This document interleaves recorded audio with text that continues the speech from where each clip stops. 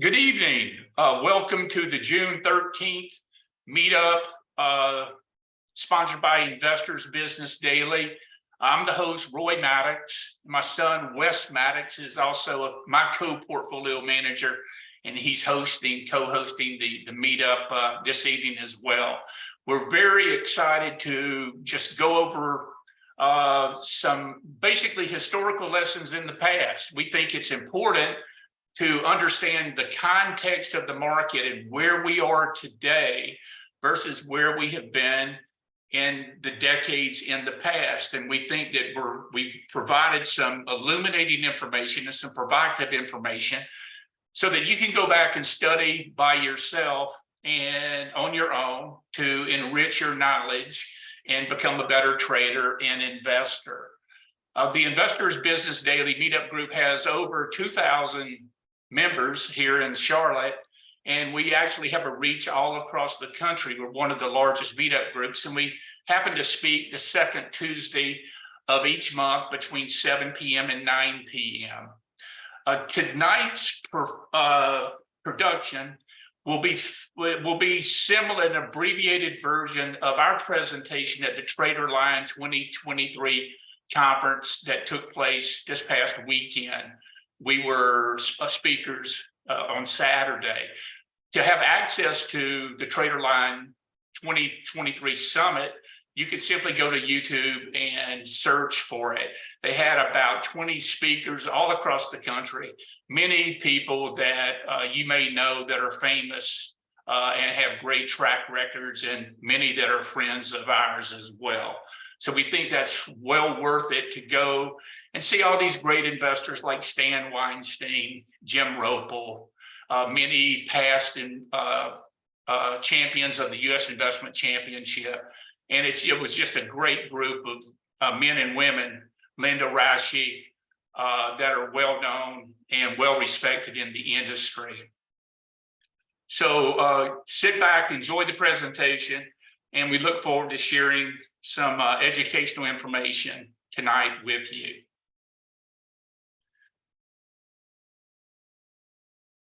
A little bit about the Charlotte Investors Business Daily Meetup Group.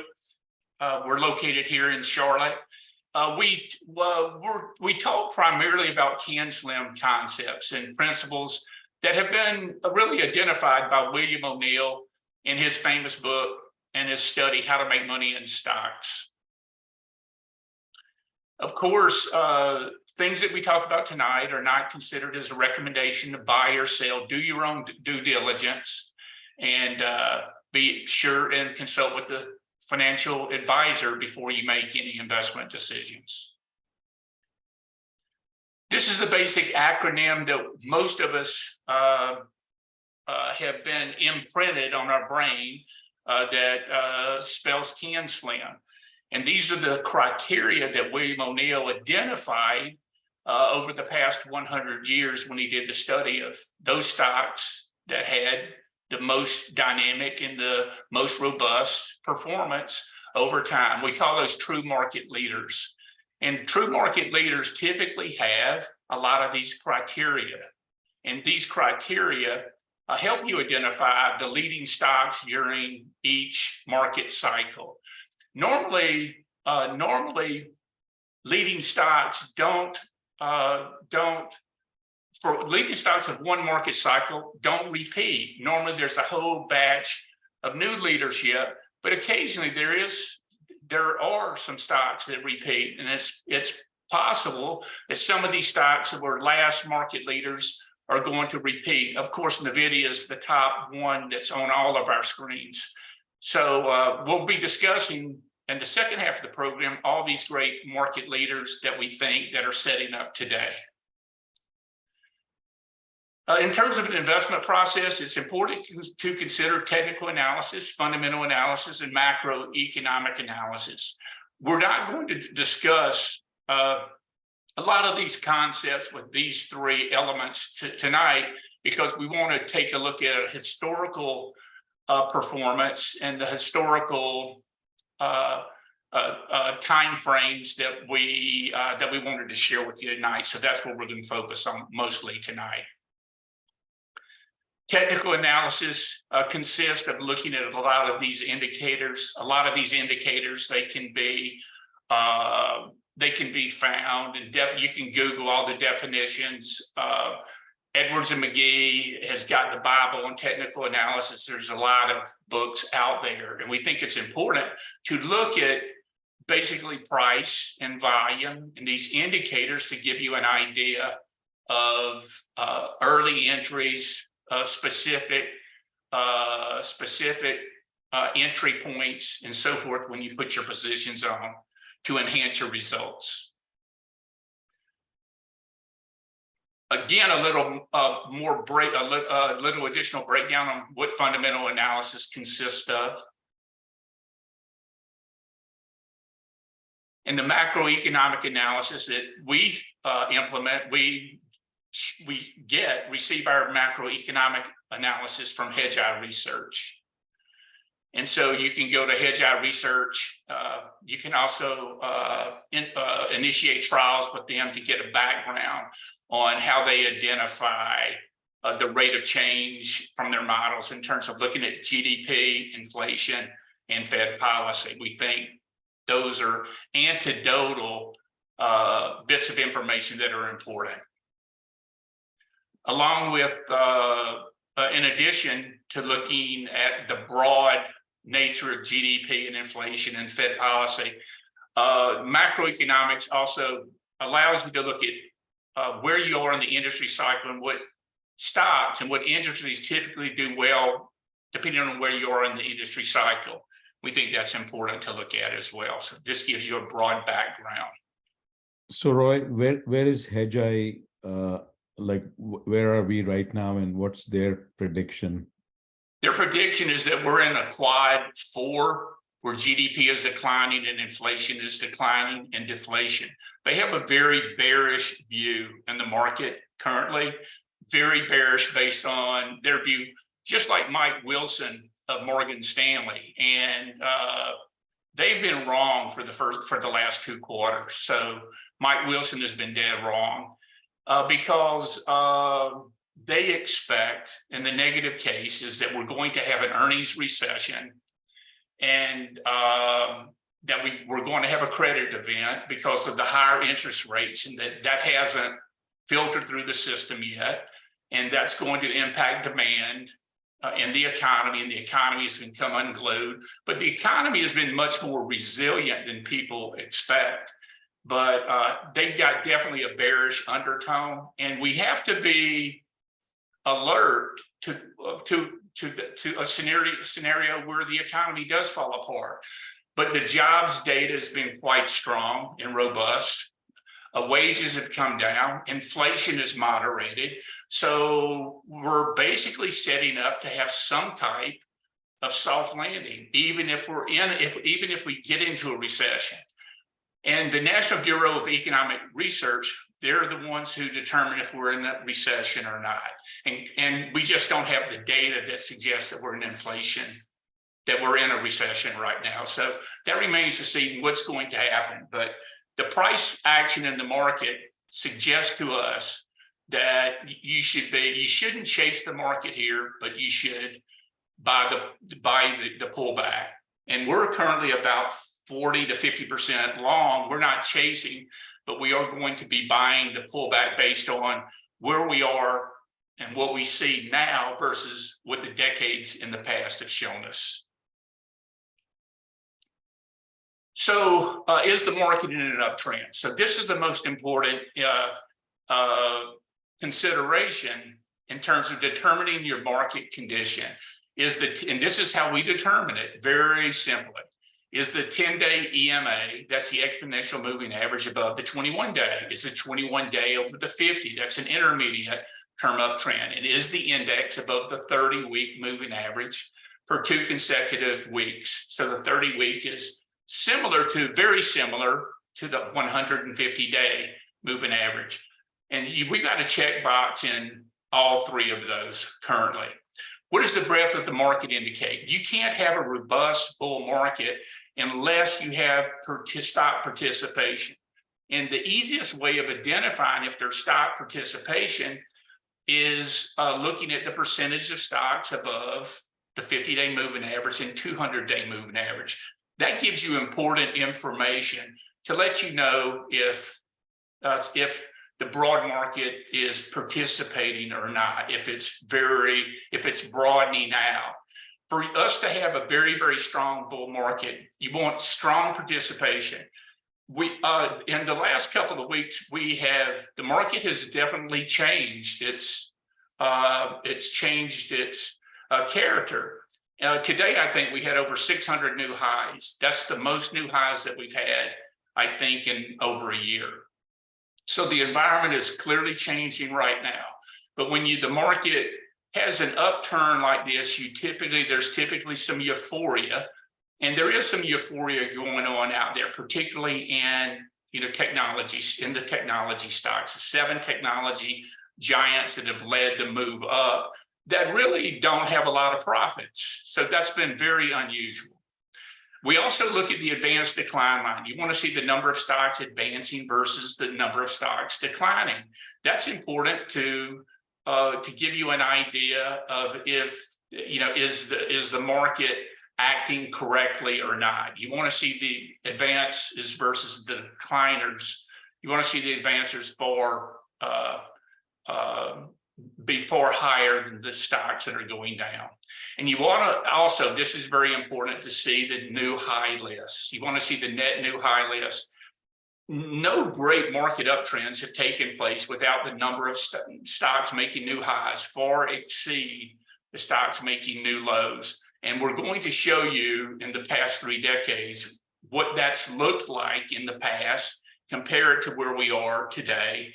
And we're going to study the market internals after these bear markets that we've identified on various decades, because we want to show you after the bear market what happens. So we've had the 2022 bear market, and we want to show what's potentially might happen now. The way that the market reacted after the 1990 bear market, we had the 1991 bull market. After the 1998 bear market, we had to blow off to the 2000 top, and then the 2002 bear market. What happened in 2003? We want to see what happens in 2009. We want to show what happened in 2021. And we also want to identify some of the leading stocks during these decades so that you can see what they looked like then, and we're going to identify the opportunities now. Okay, I'm going to take the first decade, 1990 to 1992, and then we'll alternate with Wes and I as we go through the presentation till we conclude in the present day condition of the market. And we're going to also have various stocks that I personally owned and traded during all these times. So these are the examples that I remember and I pulled out of my memory banks. These are the stocks that I traded during these decades. And so that's important to I think you'll find some valuable information from that.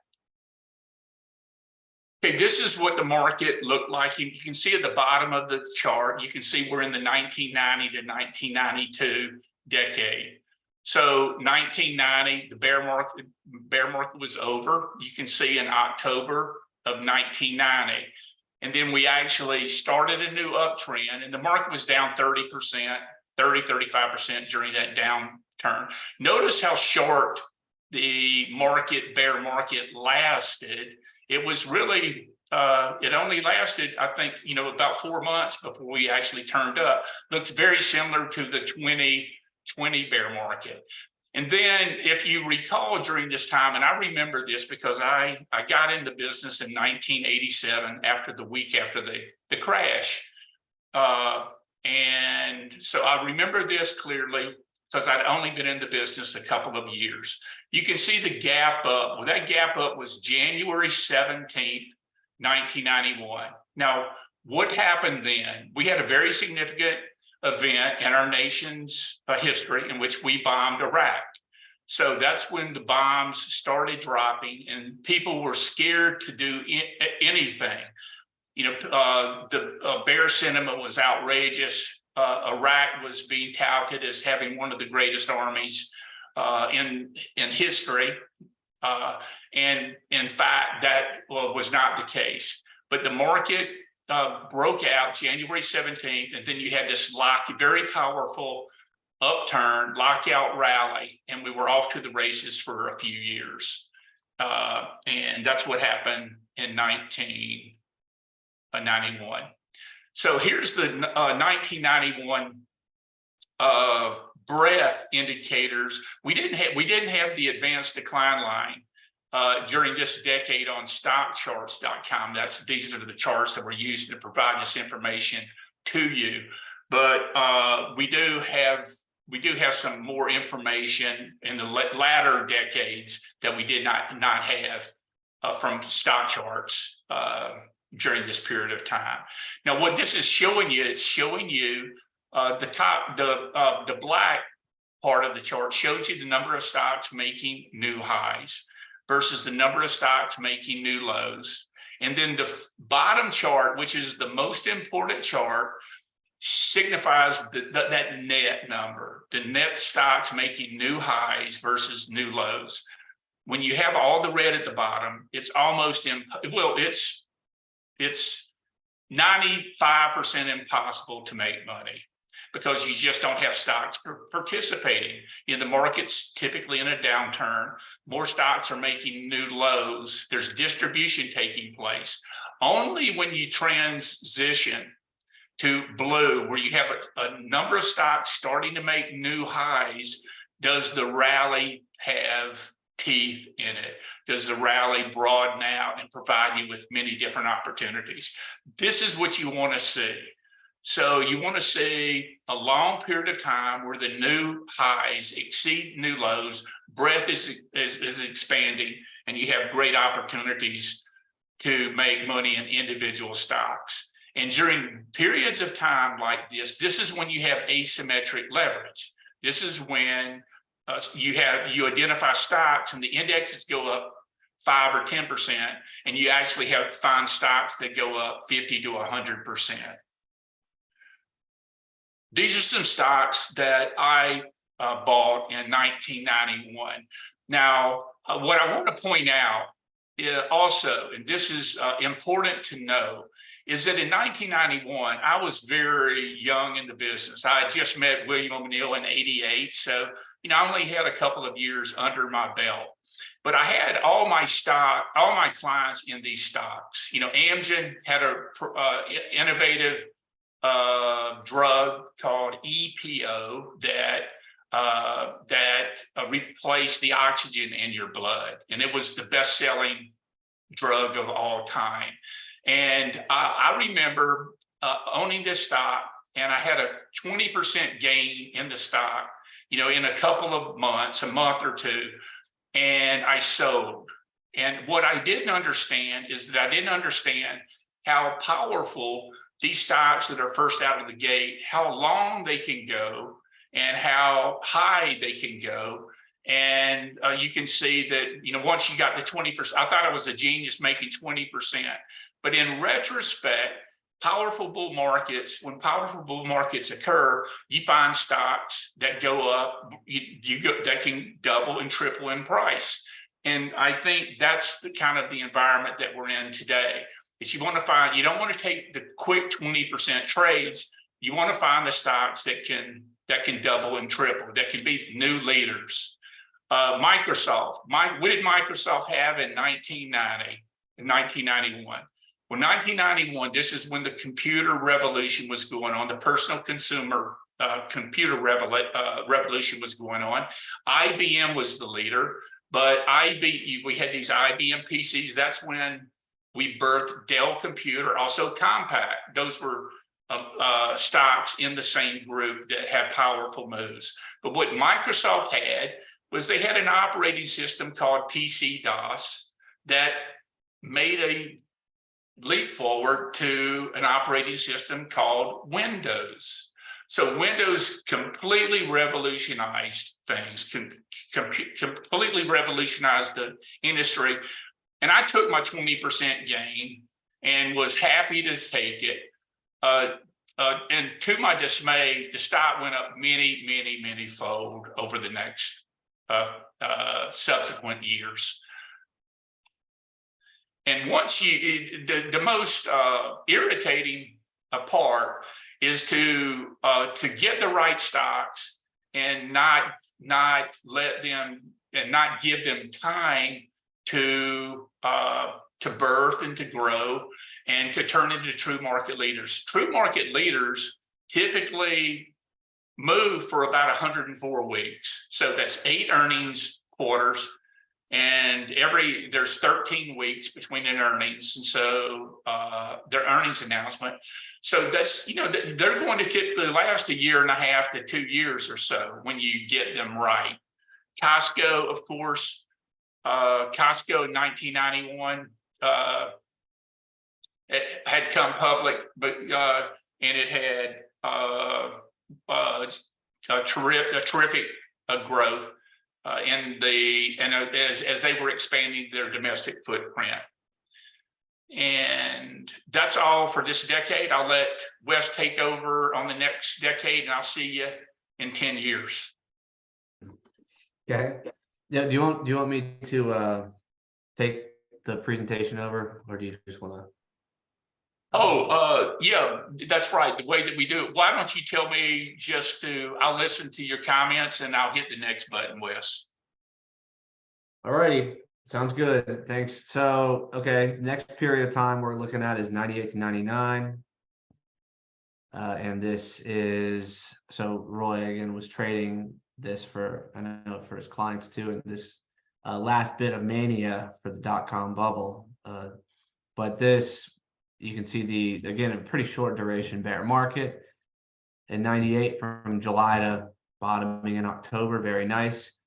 And so we'll look at, again, the net new highs for this period of time, and because that's the only data we really have, but just to give you an idea of some of the breadth indicators we're looking at. So Roy, next, please. Yep. And so obviously the bear market, a huge net negative number of new lows, right? So big flush. And you see that turn positive right there. And I guess the last day of October maybe is the first positive update. And again, I think we've had like 3 or 4 days like that just the last week or so presently, right? So that's where we are, hopeful that is where we are at right now. And I think there's a number of factors too we'll look at that kind of confirm that idea. I think Matt Caruso, I'll add, Matt Caruso at the Traderline conference in particular, he touched a lot on this indicator for breadth. He really prefers this one out of the other ones. And he also looked at the high yield option adjusted spread, that spread of credit risk alongside this, which I thought was really interesting. So, you should take a look at that. But I think he makes a good point about this breadth indicator. Just, what is the market saying when some participant out there in the market is willing to pay the highest price for a stock that's been paid over the last year, right? So what's so significant with that company? What's the significant change that makes a buyer willing to pay up that much, right? So it's kind of an interesting point I think he makes about this indicator. And we'll see on the next slide also, when that environment changed, this Qualcomm trade, for example, is right. It's not even, okay, you see the beginning of November, right? In the beginning of November, the stock peaked, but it did at least calm down, right? The volatility, we've seen that, if you've been watching these markets for the last 1.5 years, the last let's say 6 weeks, let's say 2 months maybe, you've just seen the volatility really calm down in a lot of stocks where you're not immediately trying to, if you're trying to buy even at the 10-day, or you're buying a little bit of a pullback on a congestion or a breakout even, you're not getting immediately kicked out of these things. And so Qualcomm took a little bit longer to set up, but as the indexes continued to move higher, the move didn't start for this massive winner until 2 months later, right? So, while the indexes, let's say the Qs have really started to move in the last 6 weeks, the S&P started moving, 3 days ago, we'll see. And we'll see a number of stocks. If the environment really is good, even if the indexes are going, we're just going to see, a number of stocks that we don't expect set up just like Qualcomm. And this is this is why we're here, right? We're going to find the one, hopefully that does go up tenfold in a year, if we're lucky enough. So we can go next. Yeah, and by the way, guys, just as a bit of encouragement, I probably made 500 grand on this stock in 1999 to 2000. I had the biggest year in my history back then. And this was during the internet bubble and the blow off. So I don't think that I just keep, maybe the AI bubble turns in, maybe we get something like that, but you had every stock that had a .com by their name. They were with no earnings. It was an outrageous period of time, an outrageous period of speculation. But if you knew who the leaders were, you can see how you identify the leaders. Those are the stocks making new highs. And these stocks that are making new highs can go much further than you can imagine. And back then, during this period of time, I traded, there were AOL, Yahoo, those had 5 and 10-fold moves, something that we've never experienced, that we hadn't experienced, in the past. And it just shows you that if you can identify the right one, that there's no telling where it may go as institutions just pile on board. And so we're trying to find the stocks where the institutional footprint is very obvious, and you can see here the institutional volume, and that's what launched these stocks. So that's what we're looking at. It's always about price and volume. And sorry, just actually back on that one, you mentioned institutional footprint, right? And clearly you can see the 50-day being held, and that's when institutions are going to step in and support these things. And it just makes the point too, like that first pullback you see in April, right, where then ultimately it took out that crazy high in April that didn't even hit the 50-day. But that was a wicked shakeout, right? Going from $7.50 to $5, right? That is pretty tough. And so that's what we also want to, remember is some of these might be tough, and maybe you can kind of trade around a core position if that helps you, right? Where you sell up and buy a little bit down or something to help you sit through these, because that's what we got to remember. If the bull market's really starting, right, we want to be able to sit through the big moves here. So interesting to look at. It really did a good job holding the 50-day. It didn't really give you a reason to, get out here. Okay, and then this one, F5 Networks, it's an IPO in the last bit of this bull market. And clearly, right, a short IPO base. We've had a very small number of IPOs this last year and a half, very, very small number. And so, we should keep an eye on the ones that did IPO, right? Because that's telling you something that's quite important. If you're able to IPO in this horrible environment, like a Mobileye or NXT, just as a couple examples, then that might be something special. And so these are going to start to work too. Some hot merchandise, and keep an eye out, of course, for AI IPOs when they certainly come out. Yep. So Harmonic Incorporated. This is actually it's interesting. This is on our list now. I think it's a little small, maybe for for real institutions to be in, but just another one. You can see the move started. Really in the end of November when you see that massive breakout, but you can see it really touching the 50-day, honoring the 50-day for a lot of that move, which I think is important, until finally it breaks in October. So, just another thing to see with these leaders. If there's some volatility, absolutely, but you know, if they hold the 50-day, and if you're trying to position trade and everything, this is kind of what you might expect. And also, just to point out that your buy list should be, the most important part of your buy list should be these stocks that are making 52-week highs. That's your watch list. That's your buy list. The ones that are first out of the gate, the ones that are showing tremendous relative strength, and these are the stocks that are going to already be, you know, they'll be up 50% or so from the bottom. But you're going to have some stocks making all-time highs, which are the most attractive stocks because they have no overhead whatsoever. And the second category are these stocks that have consolidated that are now making 52-week highs. And we believe that you're going to see a lot of these stocks that were down 70, 80%.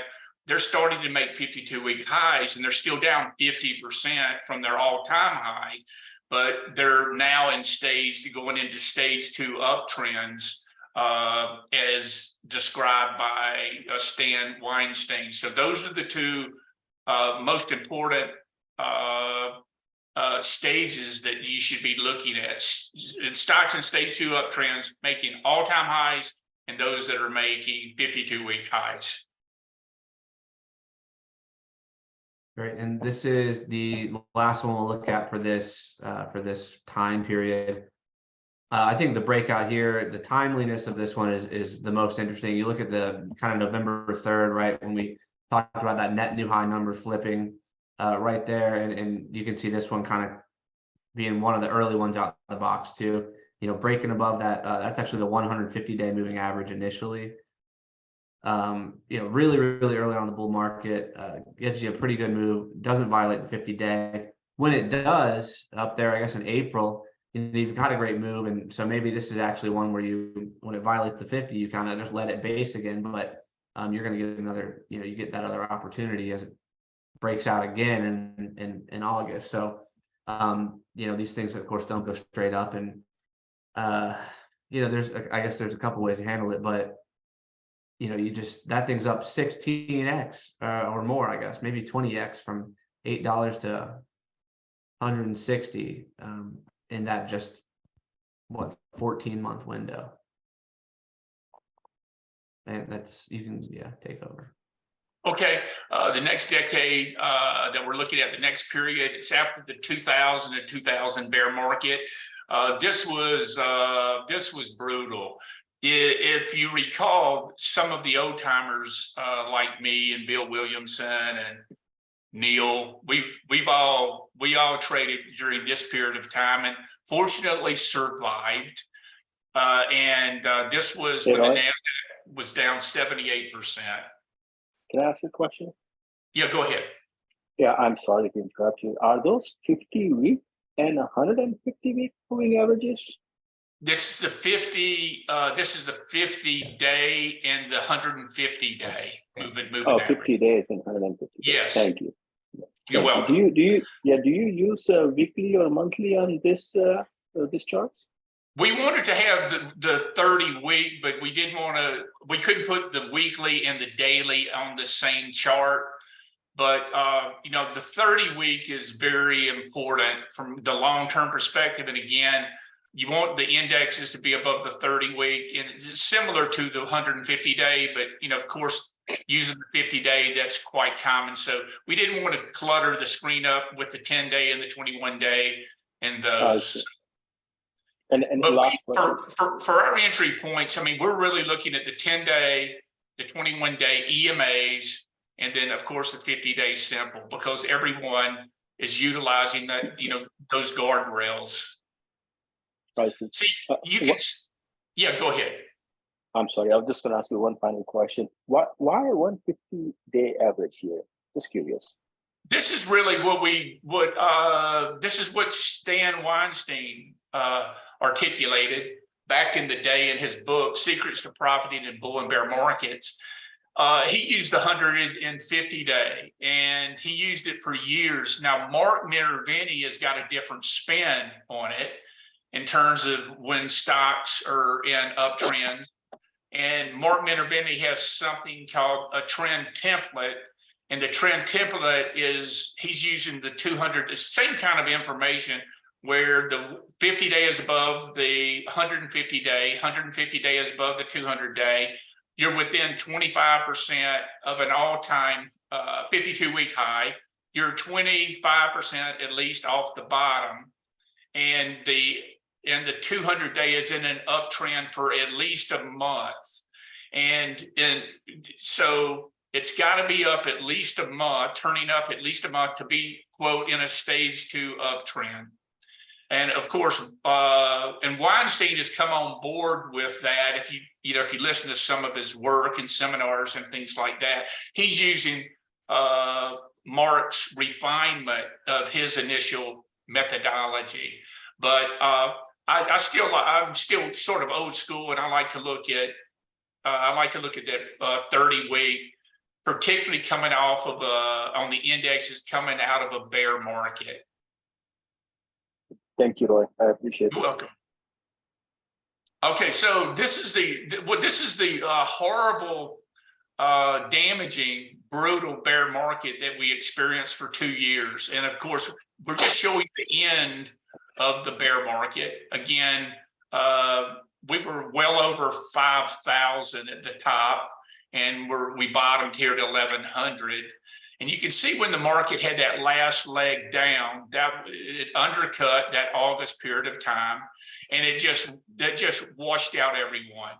And then that's where the market, the index is essentially bottom. You had that reflex rally, and then you had a period of digestion and consolidation when the market pulled back. And what we're going to see here is that you basically had 1, 2, 3, 4, 5, 6. After the market, the index is bottom. You didn't have stocks that participated until 5 or 6 months later, much like the scenario that we think is providing us now. And let's take a look at what that looks like. And we call this the launch phase. And so we've got the advanced decline indicators and stuff that we didn't have in the prior decades on stock charts, and we want to show you what that looks like. So these are the number of stocks that are above their 50-day moving average. And you can see that we had this downtrend. So even though the indexes had been up, now we were consolidating. We didn't take off in earnest until we broke this downtrend line. See right here, right in here. That's when the market became obvious and new stocks started to participate. And you want to see this powerful move. So you want to see this powerful move and where the percentage of stocks get over 50%. And you can see we got all the way up here to this 80 or 90% area.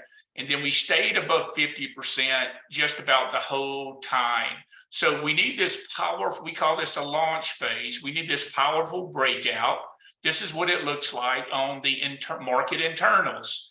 And notice that you don't, you're going to have, rather strong pullbacks, after, you typically go up a little while, have a strong pullback, go up a little bit, something happens, fear prevails, you have a pullback, and you just have to know where you are in the market cycle. But we think that pullbacks now, that they're going to be minimal. We'll see, and but the market is providing us with great feedback accordingly right now. Another breadth indicator is using the 200-day. So notice here where the percentage of stocks above the 200-day.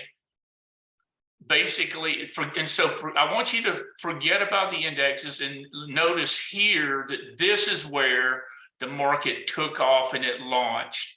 So this was 1, 2, 3, 4, 5, 6, 3, 4, 5, 6, 7 months after the market bottom. So we all know, if we're watching the market, we all know that the market this year has been, it's all been about 7 stocks. It's all about the FANG stocks. If you take out the FANG stocks until a couple of days ago, the indexes would be flat or negative on the year. So out of 500 stocks in the S&P 500, the predominant 40% of the gains came from those 6 stocks. And I think in the NASDAQ, the NASDAQ 100, 6 stocks, I think, provided 100% of the gains. And that's a very, very narrow market. And you don't want to see that. That can't continue for any length of time and be healthy in the market. The market needs to broaden out. And here, this is showing you the market indeed broadened out. And we crossed that 50% area, stayed there for months, and you had many opportunities to identify the leading stocks. Again, this is showing you the advanced decline line. Notice these are the stocks that are declining versus advancing.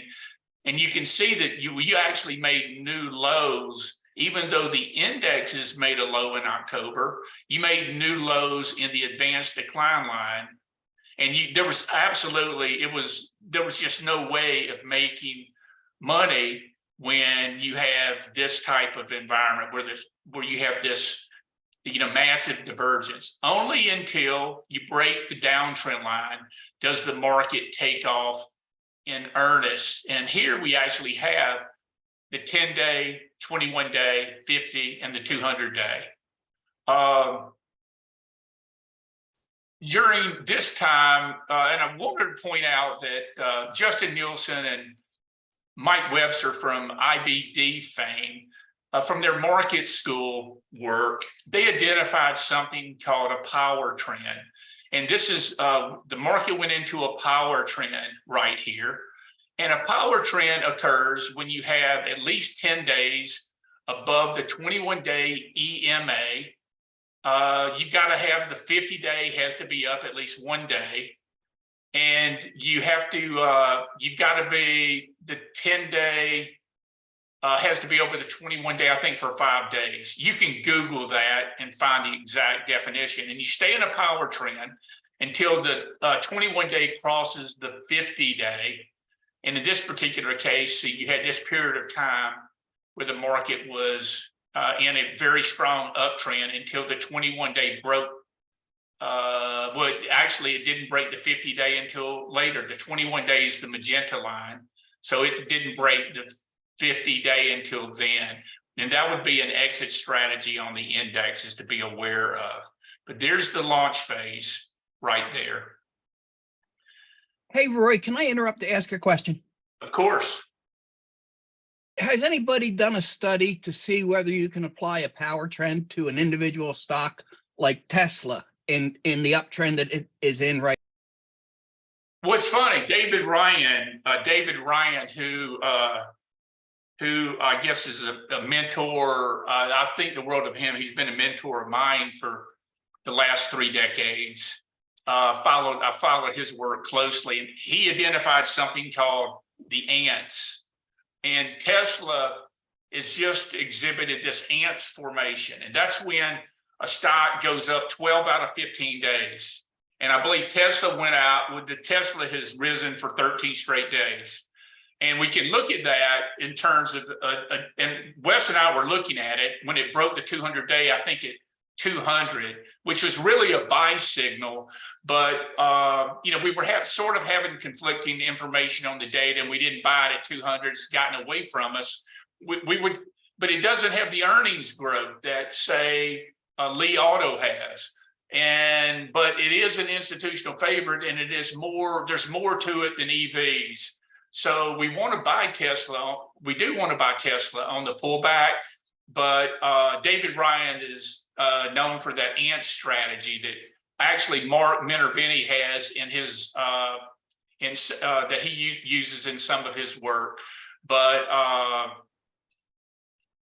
don't know if I answered your question or not, but did I answer your question or not on that?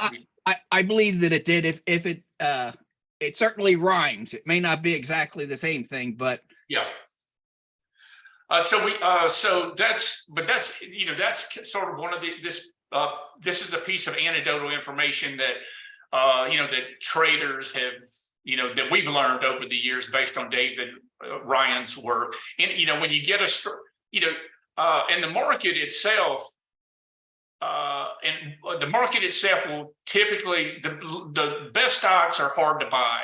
And Wes and I talk about that all the time. It was very hard. We bought SMCI, I think, with a small position of 2.5% when we took it on, and it never consolidated enough at 123, and then we sold it, making an 80% profit, but we were never able to get large enough in it to move the needle. And we want to see that kind of thing happen. But that's as close to a power trend where a stock just goes straight up and it goes parabolic. I mean, NVIDIA hasn't given you many opportunities to get in. And so the strongest stocks don't do that. They don't allow you to get in. And those typically or become the best performers of the year, but you just have to wait. They will set up. You have to let them set up to like 3-week tights. You know, once they have their move, you can look here in the averages. When the averages come down for a couple of weeks, these stocks are going to just go sideways for a couple of weeks, and then you'll want to buy them as they break out of their bases with like 3-week tight formations. Back to the average, back to the indexes right here.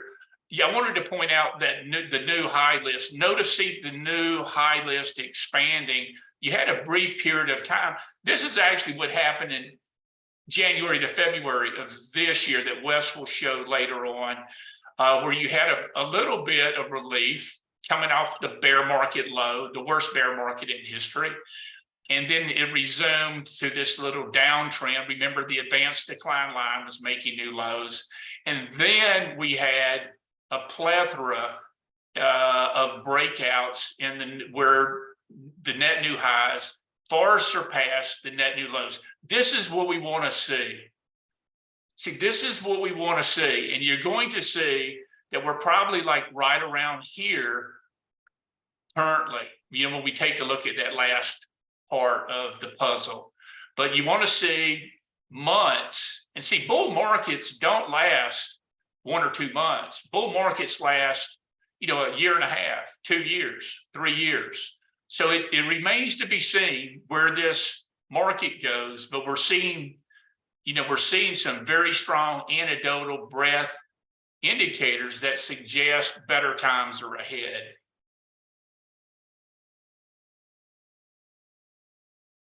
This is Taser. This is I guess the biggest winner that I had this year, and this was back in 2003. So Taser tore up the world. So Taser expanded all across the country with their stun guns. They had tremendous triple-digit revenues, triple-digit sales, and you can see that the stock went up tenfold during that period of time. Occasionally, you're going to have these stocks that have triple-digit revenues, triple-digit earnings growth, and they're so powerful that everyone just stampedes into the stocks, and that's what you want to see happen. These are life-changing situations. When you can get something like this and you have a concentrated position. And I've often talked about concentration. We'd like to just have 10 stocks, 10 to 15 stocks, get them right, and and get some moves like this. But in the current environment, a full position for us is 5%, and we don't want to have 30 stocks because we believe that'll dilute the results. But this market, we just need some consolidation. And once you have some gains backing up your positions, then you can get longer, and you can get more aggressive. We're still so early in this nascent uptrend that we're not willing to put 10% positions on immediately right out the gate. But the next wave, I think the next wave of buying, we're going to change our minimum stock positions from 2.5% to 5%, because the environment is showing you that it's better. Hey, Pharaoh Roy, Tech- hey, Roy, Yeah, go one ahead. question. Out of all these different periods, which one is most relevant or close to where we are right now? It's very similar. I mean, it looks very similar to very similar to all of them coming out of the bear markets. You know, what we want to show you is that all these periods that we pick coming out, these periods of time out of these bear markets, they all look the same.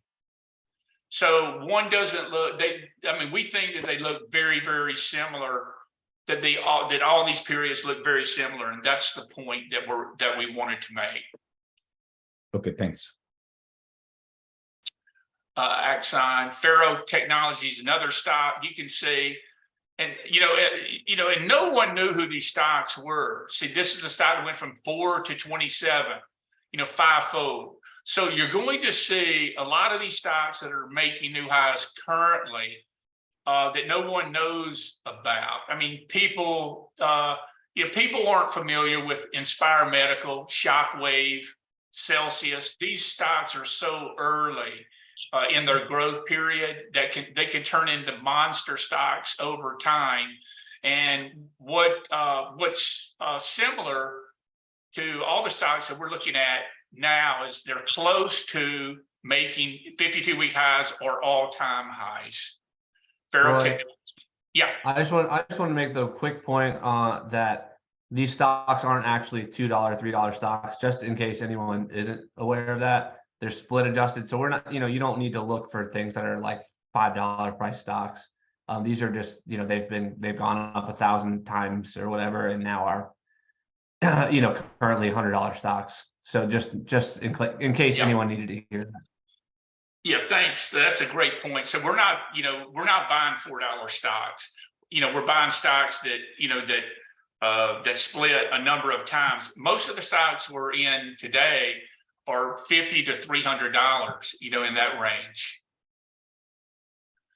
Cal-Maine Foods, this is a stock that went up sixfold. And of course, it's an egg company. They sold eggs. And the next decade, I'll turn it over to Wes, coming out of the bear market in 2007 and 2008. All right, thank you. Wes. Yep. So we'll go through this one, and we marked that Zweig breadth thrust on this chart. I think that's interesting. We just had that signal, if you remember, on March 31st.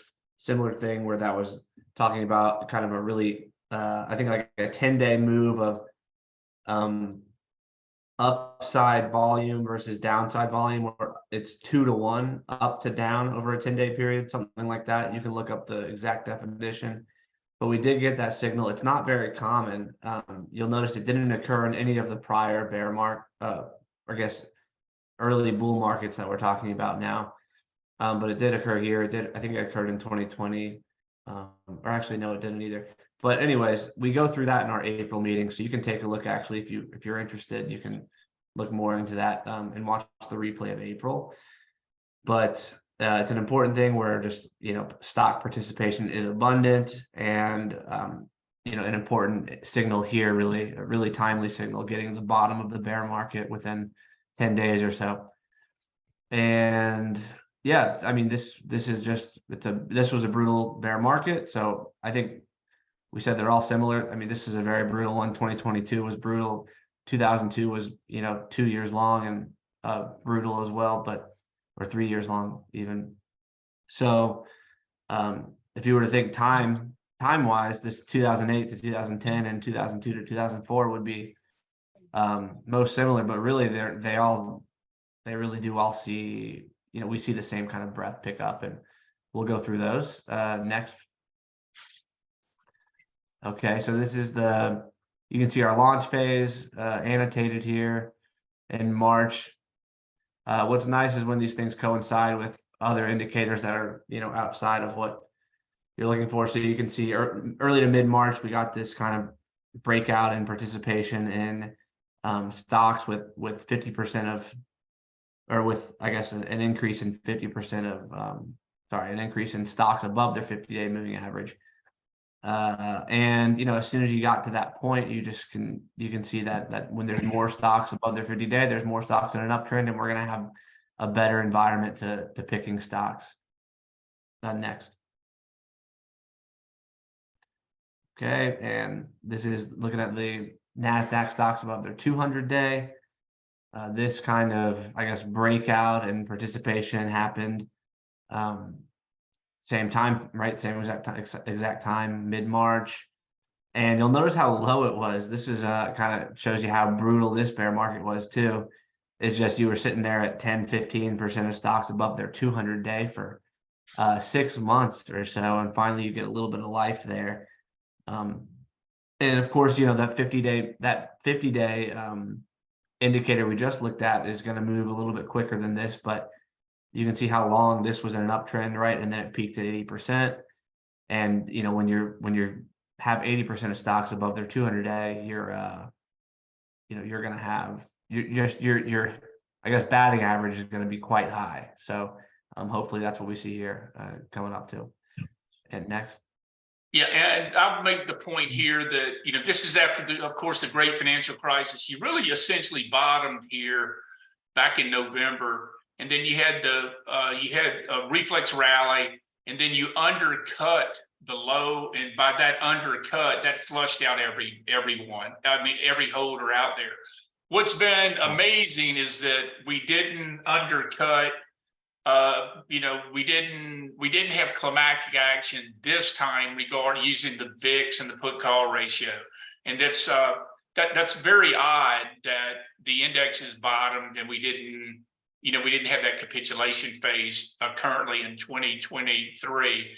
But sometimes everything lines up. Occasionally you'll have just bits and pieces, but that shook out everyone, and that set the stage, of course, for that powerful launch phase. Yeah, and sorry, just one other thing I'm thinking about on this one is that, this is one of those things that could have kept you out with the initial bounce, right when it bounced from November to January. That's a bear market bounce, right? When things are bouncing and they're still below their 200-day, that's an important thing to realize, and that's why so many of these IPO or not IPO, but so many of these beaten down names that we're talking about hitting the 52-week high list, they've all come above their 200-day moving averages and, are entering stage 2, right? So this market does not have a lot of this market in November to March had not a lot of stocks entering stage 2, right? But we're seeing a number of them now. So that's a key thing to think about, right? Is the stock participation was obviously not there. And the list that where Roy mentioned how where there's the stocks making the all-time highs in stage 2, but there's also those other bottoming ones. So just something I think an important detail there. Next, yeah. Okay, and then just another breadth indicator confirming the action, the advanced decline line, similar kind of thing we're trying to show, breaking the downtrend line here and starting the launch phase in March and April. Okay, and we can go on to the next. Yeah, see the launch phase again, and we want to just continue to reiterate, the launch phase doesn't start when the market bottoms. The launch phase starts weeks, months later, after the market has been to the doctor, been to the hospital, and it's being repaired. That's what it takes, weeks and months to repair the damage and really set up for the next new uptrend. So, we want to, continue to reiterate that, it's not like, your best performance isn't going to come from like going back to see like, man, I bought the averages right at the bottom. It's going to come months later when stocks proliferate and they set up. Excellent. Oh yeah, okay. So net new highs, also in that period, you can see that just turned up. It's a little tough to see. Roy, can you click once? And then, okay, so yeah, this is the whole point. I'm going to zoom in on this period because the scale is all off. So we'll zoom into the March period where this really started to take off just to get a better look. you can see in April, that's when we start seeing a little bit of net new highs, right? And then through the summer and through the remainder of the year, in March higher, and kind of confirmed that this was kind of a healthy, high participation type of bull market. And, notice once you started with the blues, it persisted for quite some time. And, when you get up, when you get this type of internal results, performance definitely is extremely positive. Mhm. That's right. Okay, and so we can go through a few examples here in this bull market, and I like to kind of think we're going to look at a couple of different types. This is the real bottom fisher special, with something that would appear toxic, but then something changes in the economy and you realize it's not, right? So there are a number of these stocks that kind of in the current time period too that looked like they could have gone to zero, right? They're heavily levered and interest rates are so high that the debt burden is, everyone thinks it's a problem and demand is going to slow so bad and all that. You're going to see some of these rip off the bottom. Maybe some of the regional banks could be candidates of that too. And this is Bank of America, right? Everything was, everybody was at risk of going under, it seemed like, right? And really, really powerful move from somebody that was beaten down and really, really beaten down in the bear market. And so that's a one way to do it. Not our specialty, but $3 to $15 if you're doing the research and some of these things, you can find an edge there on some of these stocks. Okay, and Wynn is another example, heavily levered, I think, at the time. And so, leverage is bad for the downside, also great for the upside. And you can see something like Wynn went up 5x, pretty large company, I think, at the time too. So something to think about, right? You're going to see the high quality stuff. The mega cap has led us out of this kind of bear market so far, but you can get a lot of high power and something that could be lesser quality, in some other things currently. So next. Okay, and this is, I think, interesting, coming out of the bear market, a prior leader for the 03 to 07 bull market. Apple chugged along, went up 2.5 times from the bear market bottom, or really when the bull market really started, like we said, in mid-March or so. When stocks started to move, that was a great, that would have been a great buy. And this is an example of a prior leader having a great year, and we've seen why we can't ignore, I guess, past leaders like Tesla. We're interested in that. It was absolutely the poster child of 2020, 2021, and something just it could be again. We'll see if it's the big if it has another rare second TML status type of years ahead. And next. All right, and Google really showing the same kind of action. That's the point, right? Same past tech leader, doubling, easy to hold. That's what I find most attractive about Apple and Google out of this. Wynn, a little bit more volatile. Bank of America, a little bit more volatile. More possibility to shake out. But Apple, Google, great years. And this is why it doesn't matter if you buy off the bottom, right? If you get the first 10% off the bottom in the indexes, we'd much rather buy something that goes up 50% or 150% at the right time when risk is lower. So that's a couple of good setups, and I think that's it for that period. Yeah. Okay, the 2020. So we're at the 2020 bear market. This is, of course, the COVID bear market that lasted all of 2 months. What was so interesting during this time is that it was so breathtakingly negative, but it lasted so brief because the Fed came to the rescue. So the Fed came to the rescue right here.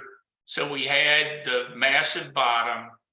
a little bit, a move off the bottom, and then the Fed came to the rescue and they said they'll back the bondholders, that all bondholders would be paid, and there was no liquidity in the bond market. And during this period of time, the market had locked in the fixed income area, had just locked down. There was no bids, no one buying any bonds. And because of the credit conditions, what was happening in the economy and so forth. And this is when the Fed injected massive liquidity, as you know. And of course, this is the beginning of the end in terms of the low interest rate environment, because the Fed injected, I think, $3 trillion in the market over the next couple of years. And that became highly inflationary, and we're having to deal with that, of course, today. But you had this powerful lockout rally where the market went higher immediately, and then you're essentially locked out until you had this out of the ordinary 2-day whoosh in the market. And then the market continued again to stair step higher until you made a high. Actually, this February 2021, that's when growth stocks peaked. So you had a massive move in growth stocks, and that was the peak. In retrospect, when you go back and look at that, that's when ARK peaked. So, you know, Cathie Wood's ARKK peaked that day. And of course, the market came in and Cathie proceeded to drop 70% from the high to the low, 75% in her ETF. Which is something that, you know, that no one should ever experience. That's what the indexes look like. Here's the launch phase. You can see the stocks participating.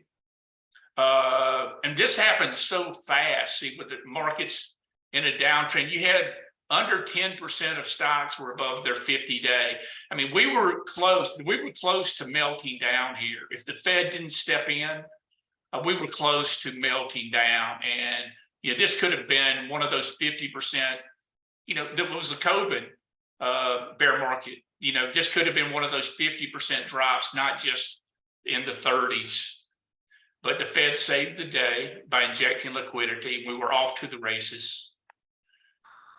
Looking at the stocks over the 200-day, this is as bad as it can get at 10%, under 10%, where you bottomed. And then you had this enormous bull market born from this bear market, birthed from this bear market. The launch phase, looking at the AD line, and all this time you can't make money until the launch phase right in here in the market. That's what you want to identify. Where are you in the cycle? You can see the net new lows. Some of the highest readings in history, just for a brief period of time. And then, of course, the resumption of the blue bars were that are showing new highs exceeding new lows for the first time. You can see the market picked up steam until really that February high in growth stocks.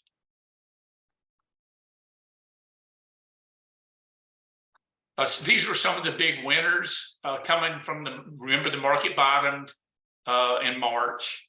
DocuSign, of course, where you can sign electronic documents rather than going in, became a major beneficiary.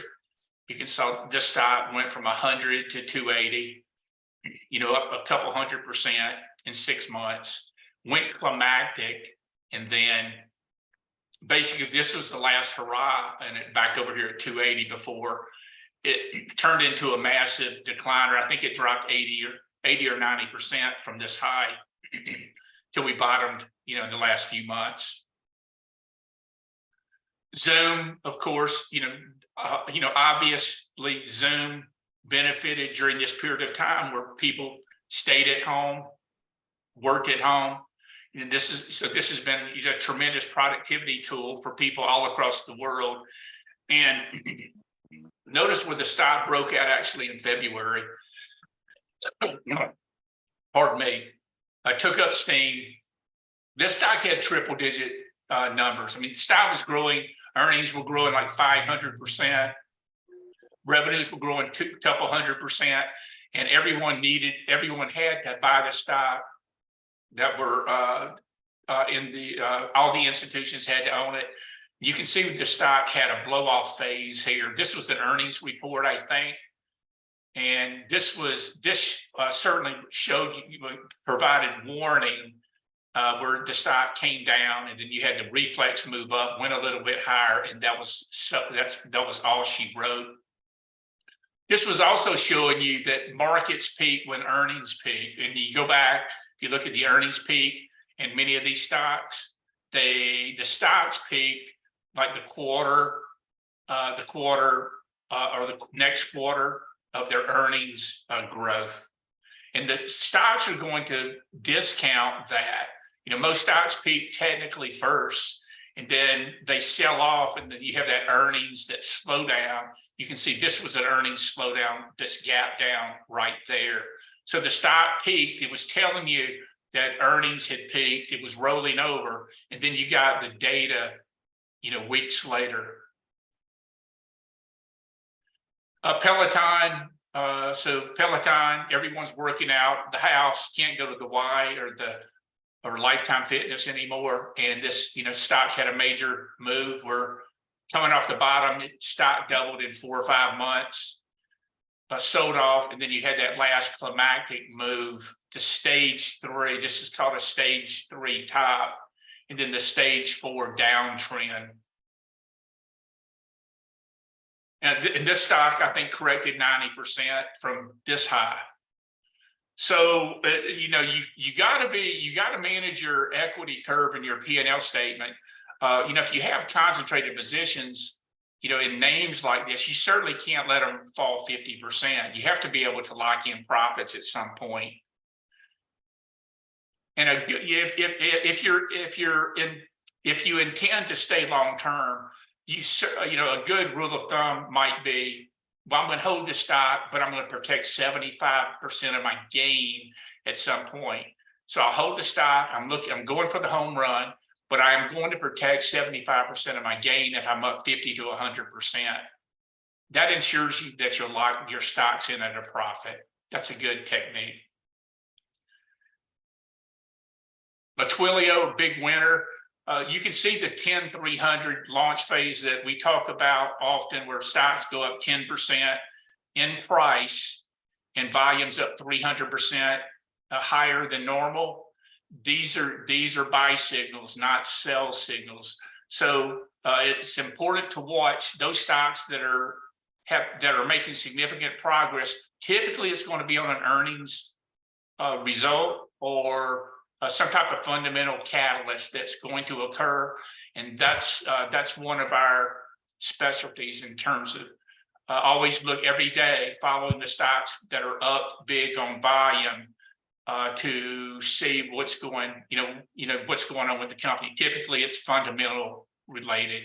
So you can see this stock went up from 150 to 400 back then. Teladoc, big winner. So telemedicine, we all understand the benefit of not having to go to the waiting room during COVID, but be able to talk to your doctor on the phone. And so this stock had tremendous, Whippy, it had tremendous growth from point A to point B. It went from 100 to 300. You certainly would have been shaken out during these periods like this. So this is, this is a very hard stock to trade and a very hard stock to stay in as well. And so there's, I'm sure we got stopped out during these periods that we tried it. This is just a wide and loose formation. And then you had the last hurrah where the stock had that key reversal day right at the top. And I believe that's when they bought Livongo.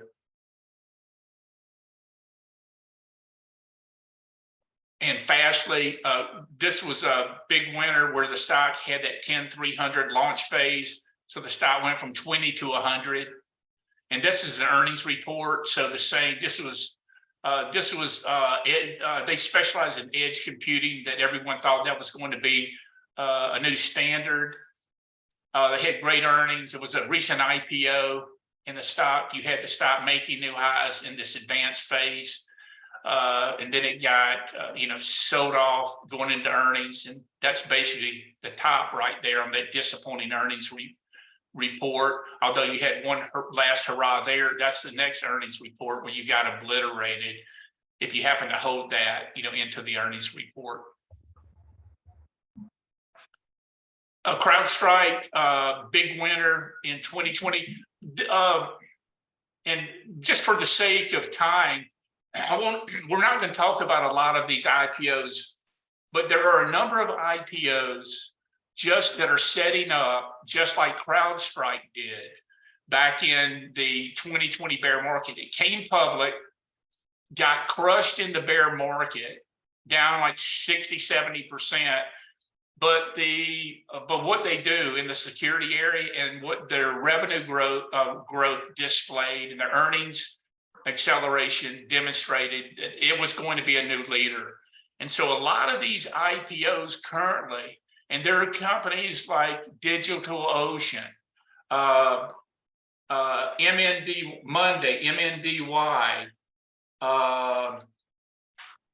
There are a number of these off the bottom that MDB that were Samsara, which is the symbol on that is IoT, Internet of Things, that are going to be potential new leaders of this next upturn. So it's definitely a good pond to fish in. Do your research, because look, this stock went from 40 to 250, up fivefold, and you can see when it finally got into new high territory. See, when IPOs that decline and then come back and make all-time highs, many of these stocks double from that prior high when they make an all-time high. So we're actually, we're looking at a number of these because we think that a number of these, have, a terrific upside, over the next year. That these stocks, once they make new highs, then they can double. And Eric Wish he's been one of the speakers of the Traderline conference before. He actually calls this period of time, when you look at these stocks on the monthly, a green line breakout. When stocks make their first new highs after 3 months, and you can watch some of his videos to see exactly how he explains it. But when the stocks make new highs on a monthly chart, those typically are really very satisfactory entry points. So we're watching. So NVIDIA actually just made it after a couple of years. So it just broke out on the monthly, and we think that's a significant. Upstart, another, of course, winner in 2021.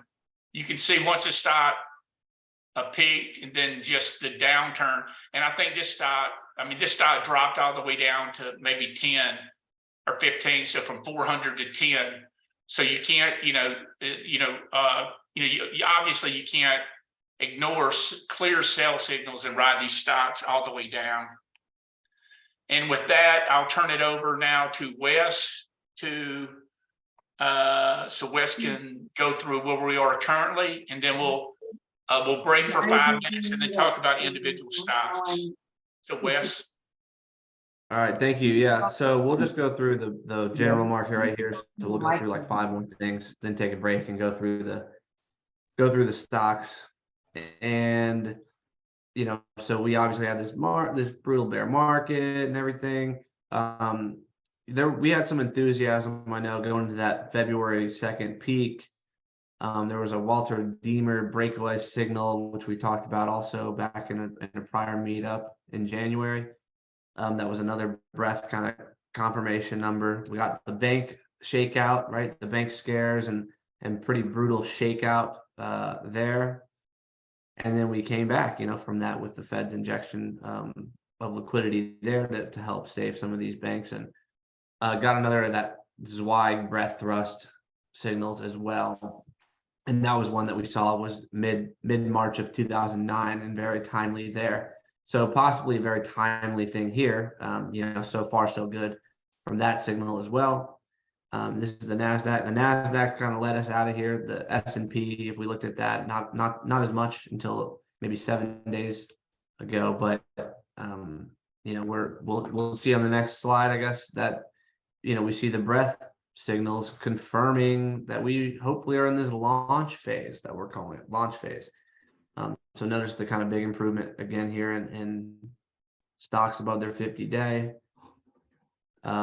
This is something that everyone was kind of saying was wrong with the market for the last move up for the last 6 weeks, and we are seeing that broaden out. We're seeing that number hit 62%, and that's why we were so enthusiastic too, I think, February 1st and 2nd, because of the massive participation, right? I mean, it ended up being a false breakout. Obviously, you would have chased and probably gotten shaken out, but we are seeing actually that participation broaden out, and the IWM has kind of played catch up, and while the Qs were kind of feeling some pressure today at some point, I think the IWM was still up 1.3%. So definitely what you want to see in this early stage, confirmation. And next. Yep. So similar signal, right? In mid-May. So we're about a month out of here, a month out the gate. Ideally, we have 11 more months at least to go of this. So, try not to chase, right? Don't get sucked in. I'm sure a lot of people are underinvested. It certainly feels that way, but maybe we can pull these up later too. But I think the big change in sentiment is very interesting. So that's kind of got to give you some pause. Maybe look at the put call ratio. You can look at the bull bear sentiment. There's a huge jump in bulls and a huge decline in bears. And then the net exposure thing that we look at typically every month, that jumped from like 50% to 90% of long exposure for active managers. So I think there's clearly been a lot of piling in the last week or two. So that's why, again, don't chase. But we think a pullback should be bought because of a number of these things. There's, the breadth widening out. And I think the amount of fear, really a lot of disbelief in the market, already people pounding the table that AI is a stupid bubble. There's just a lot of doubt out there, I think. And the breadth, just ignore it, right? The breadth is improving. The stocks are setting up. And next.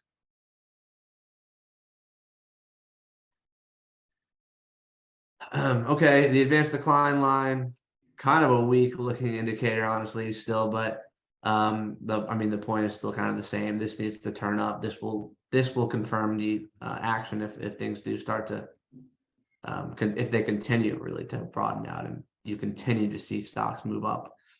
Widespread number of stocks go up. And next. Okay, so yep, net new high list, one of our favorite lists. You see 18 months of red. Again, January, February, you see that blue, that was 6 weeks. That was 5-6 weeks of blue. Turned out being a fake out. This time we think it's real. And I think that, it's day 7 on the net new high list, kind of outpacing the net new lows. You've seen a lot of drying up of new lows. That's real important to keep this net number up. But yeah, that's why we're encouraged, right? If this is going to change, it's inflation's almost down to where it needs to be. The Fed is going to stop tightening. There's only one way for them to go, really, once inflation gets down. So, we're discounting. We're discounting a pause. We're discounting a lack of recession. That's kind of what it looks like, and stocks are moving. So, again, we want to see 12 weeks of blue, and then we're going to see that net that easy dollar environment here. And I guess we can. I don't know, Roy. Did you just want to show the FFTY on the next slide, and then we take a break? Yeah. And this, Okay. if you're a growth investor, this is the FFTY. We've talked about it before. It reflects what the IBD 50 stocks are doing. That's an algorithm that IBD has that's got 1,000% turnover. So it's not, the benchmark is to convey,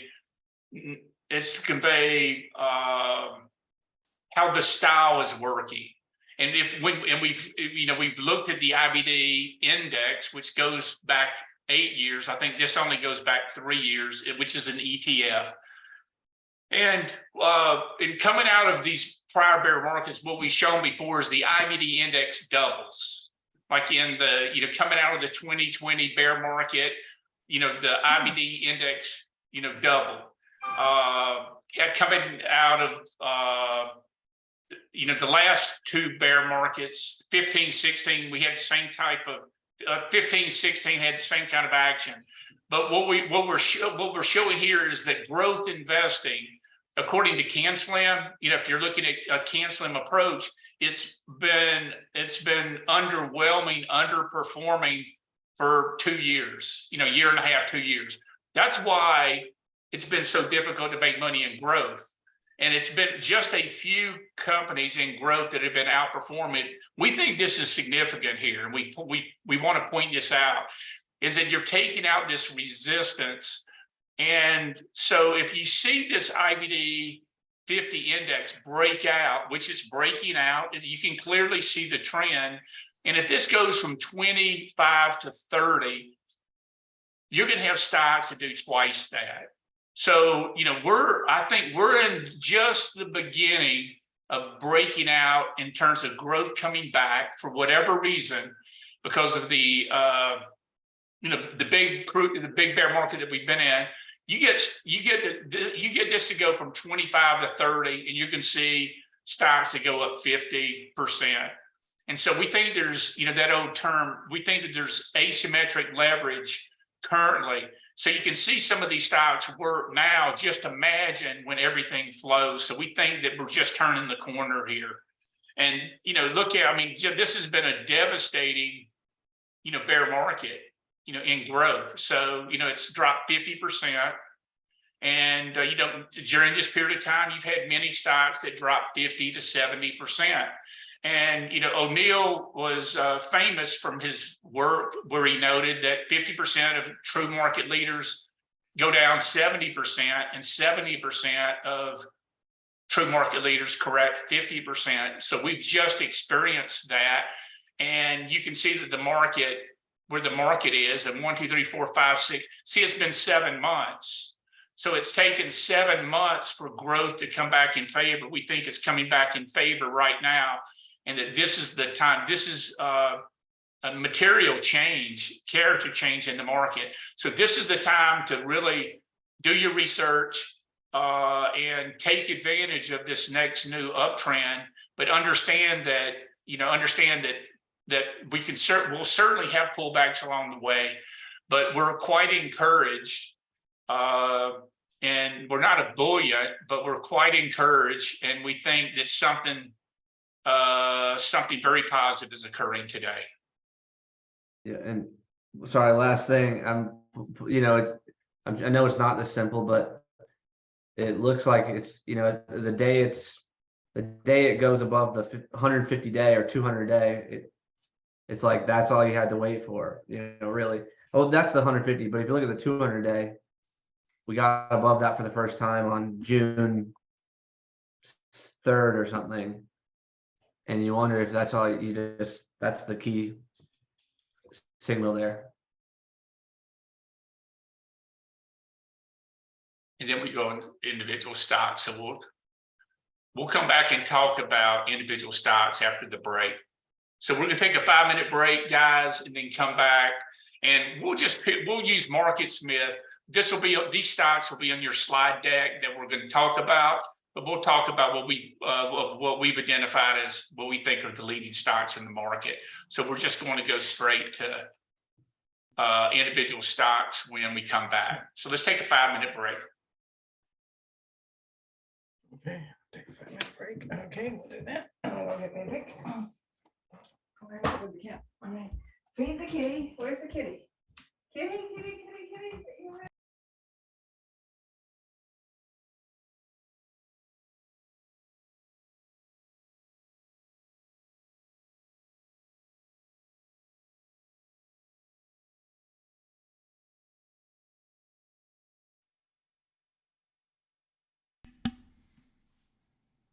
Hey Roy, Yes. how are you? Joseph. Hey, Joseph, how are you? Good. Hey, man, this is the most excited I've been since the bear market since February 2021. And it's been a while. I Oh remember my how goodness.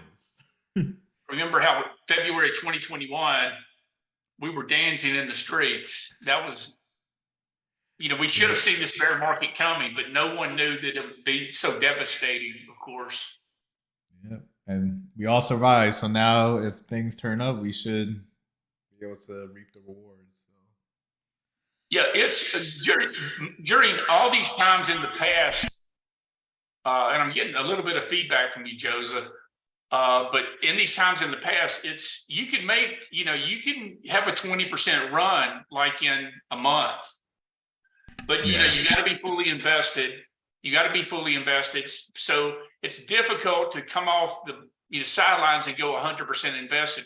We're still articulating and advocating progressive exposure and case by case, but we think the environment is we're getting more favorable in the environment so that we think that you can buy the pullback. But it'll be interesting to see if we sell on the news tomorrow, because we've had quite a bit of bullish sentiment. It's very similar to November 5th, 2021 and February 2nd of 2023. There's a lot of enthusiasm out there, but there's still a lot of people that are bearish on TV. Yeah, and like usually I don't use the RSI a lot on like stocks and stuff, but like I use it on like the Nasdaq just to see, and I mean it's pretty up there, the RSI line. Yeah. So I'm thinking, I mean I keep thinking there's gonna be a pullback, but it hasn't happened yet. So I know it's coming, it has to be, but maybe I don't know. Well, it certainly feels like Nvidia got away from you. And SMCI, which looks like it's you're putting in a short-term peak on that today, but just the backdrop's a little bit more favorable. The backdrop, the momentum's it's better. The breadth is better. I mean, it's better. This is a character change. So we want to go from 50% invested to 100%. If the market will set up, we're so early in this thing. We've had this move off the indexes. We're in inning one. And artificial intelligence is in inning one.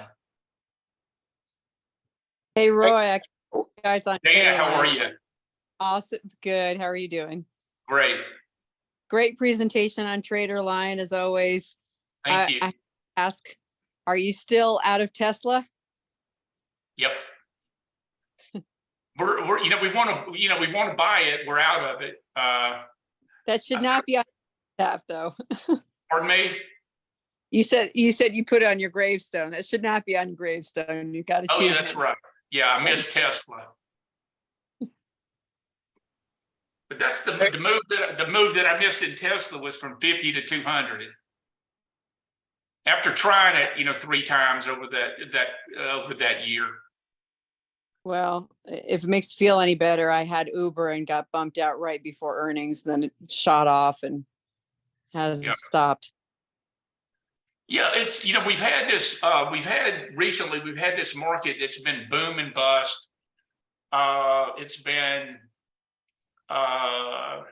some stocks acting great, then you've had the stocks that blew up on nothing. I mean, ADAT blew up, PI blew up, and the market market seems to have a different tone, and a lot of these stocks are coming back. So that's telling you something as well, like particularly like ANET, that came back. That SMCI from an earnings report, a short report that came all the way back and then doubled. So, you got, that was those shakeouts are working now. You're getting a shakeout, and then, the real moves are occurring. It's just not a bearish short report that's holding the stock down. It can't hold the stock down when there's institutional demand. Hey Roy, I got Hey, a chart request. FLNC. Oh yeah. Yeah, we like it. It's on our focus list, and the stock's breaking out here, and you got great revenues. They're in that energy storage area, and we think it's got great fundamentals. It's in our focus list right now. It's on our watch list. Yeah, they not in debt. Their fundamentals look pretty good for under $5 billion market cap. Yeah. Yes. Yeah, it look real good. I like it. Thank you, Chris. Yeah, appreciate it. One thing I notice is, we've all heard the AI story, and it's getting a little long in the tooth. Maybe what I see is some other themes that look promising, like infrastructure, and I think there's a build out that's going to be happening, and I see a lot of strength in industrials, materials related to construction. So there might be another good story shaping up that'll last a while. And Carl, in a strong market, you want multiple stories. It's just everyone's embracing artificial intelligence, but it's going to have, tremendous implications, and that's definitely an inning one story. But it might be one of these stories where you get, you sell some of these stocks and make your first 10 or 15%, and then they double, from here. And we certainly think, we don't think it's over at all for NVIDIA. We think that definitely this is a $500 stock by the next earnings period. We don't think by any imagination that it's over. But you want to see broad trends, and some of these infrastructure stocks, as you say, I think like EME, that's showing strong relative strength. BLD, Builder. Yeah, and on electrical, Hubble, Eaton, Yes, all super strong, Yeah. right? Yep. And then even cement, Martin Marietta, Vulcan. MLM. That's obviously. So there's something happening there, and I think there is all this talk about building out infrastructure. I think that's part of Biden's program. So that might be translating into some dollars spent there. We're noticing. This is an extremely attractive stock chart here. So there's MLM, great earnings growth. So you're going to, a number of these stocks are starting to poke up and present. Actually, if you look at it, I was just looking at the 52-week high list today. Half of those are industrials, right? So Yep. There's something going on there. So ideally, what we want to see a rotation where everyone participates. That's really what you want to see. We think the big money is going to be made in growth, but I think the market's broadening out. Wes and I were looking at SAIA today, transportation stock. That's it's $305 stock just breaking out, and so it's got the same character that you're talking about.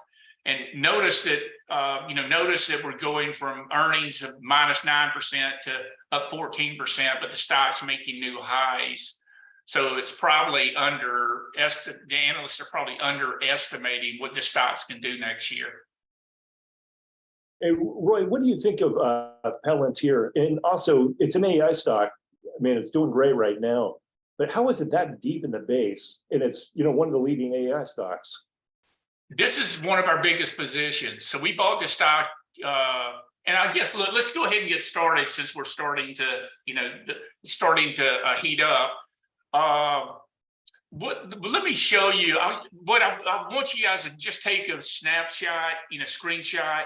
We'll show you, just from the sake of transparency, this is where we are right now. These are our positions. And we're working our way into 5% positions. So we've got. I don't think your screen sharing. Oh, I'm not. Okay, No. thank you. Share screen.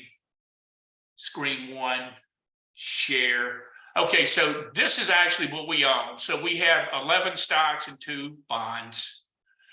And you can do a snapshot of these, and we'll briefly just highlight these. And Palantir is one of our largest positions, and we'll pull that up momentarily. And our focus list, and these are close to being buys, what we're looking at right now. And so these are the stocks that we think might be our next purchases, but we only have room for three or 4 more stocks, and then we want to build those positions up. But this is what we have screened and gone through, and what our work has demonstrated that these are potential leading stocks. To do a shot here, you can take a picture on your phone, and then I'll page down.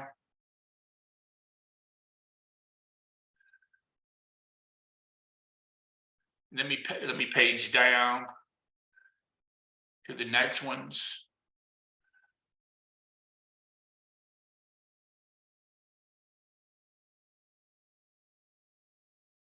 And so this will give you like a good way of starting off anyway, in terms of conducting your research. So we're going to briefly cover just a handful of these stocks that we think are leaders, and we'll tell you why, and then we'll pull up any stocks you guys would like to cover, and we'll have some interaction from all of you guys. Okay, so we bought AMD on this pullback to the 10-day, and so AMD probably the number 2 a chip stock next to NVIDIA out there. The stock had some volatility today. They had an investor day. Now, this company is really behind. I was listening to an analyst call on this stock today after the report, and they're not going to be as much a beneficiary in AI as like NVIDIA and Broadcom AVGO are really the 2 biggest players. Marvell is trying to get into that business as well, but it's all about NVIDIA. Everyone's going to own NVIDIA with the numbers that came out. I mean, this is like Tesla was 2 or 3 years ago. I mean, everyone must own that stock, and this stock's not over as it's broken out to all-time highs. But there's a stock that's looks like it's going a little bit parabolic, pulled in, and it just needs to build a base. But there's AMD. Arista Networks is a company that reacted negatively to the earnings, and we actually held this stock into the quarter because we were so convinced and convicted that of the business that they do, and they gave conservative guidance. They met the numbers, raised the numbers slightly. For whatever reason, the market sold on the news, but they specialize in advanced networking solutions. Their 2 biggest, and they're going to be building out the AI networks. Their 2 biggest clients are Microsoft and Meta. And so we thought for sure, this stock had really strong numbers. We thought this stock would be going to taking out 172 and breaking out on the quarter, and it did just the opposite. But the stocks come back, and we bought the stock on the pullback about 5 days ago. We have a 5% position, and this isn't a great base. You don't have any great entry point. We just nabbed it at the 21-day and coincided with the 50. But you want to see the stock go sideways. Want to see the stock go sideways, hold the base, and then you can get aggressive, really aggressive on the stock, taking out 178. So if you take a look at the stock on the monthly, you can see it's in all-time high territory, no overhead, and that's quite attractive. And you can see, looking at it on the weekly, the same kind of look on the weekly, that this is carving a pretty nice base here above the 10-week. And you can see the stock went sideways for a couple of years, just broke out. So we think you're early in the build out of the AI networks, and this company is going to be a major beneficiary in that build out. Celsius is our biggest position. You can see I'm drinking a Celsius here, and this has got. What was it about Arista that you think is so important to AI? Pardon me?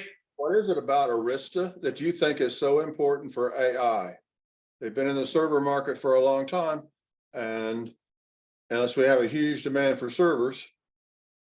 Yeah, and in the data center area, the build out of data centers, NVIDIA, they're doing more and more business with ANET, and the data business is up 70% sequentially, quarter over quarter, and we think that they're going to be one of the big suppliers, in the network. So we think that business is coming, and it's got everything that we want in terms of institutional support, and the stock's got great action, great numbers. You've got 2,000 mutual funds, hedge funds in the position. It's got the things that we're looking for like leadership. Remember, the great winning stocks typically have at least 25% earnings growth, 25% revenue growth. These are just blowing those numbers away. So we think it's only a matter of time before the stock continues to break into new high territory and go much higher. I agree. I own it, and I think it looks great, but I don't know why. It's their product. I don't know what their product is that makes them great. Sorry, I can help you a little bit there. For AI, what the new networking is direct memory access. So instead of just sending your TCP messages around, they're actually allowing computers to share memory, and Arista is into that, and Marvell is into that as well. Thank you. Thank you, Carl. Okay, so doing $1 billion in revenues per quarter, great market cap of 51 billion. And next generation data centers, and the next generation data centers, that's where NVIDIA got all their growth last quarter, and where they provided guidance. Celsius, the energy drink, it's heavily shorted. It's got about a 25% short position. We could never, I'm sure tried this stock a couple of times over the past year. We couldn't understand why the stock wouldn't go higher based on the numbers. And so they have, triple digit numbers. They signed the agreement with Pepsi. And, anytime you do something like that, you have a broad distribution partner that's only going to enhance your brand. They've got plenty of room to expand their flavors and the flavors and the types of drinks out there. They're number 3 in the category right now, next to Monster and who's number 2, Wes?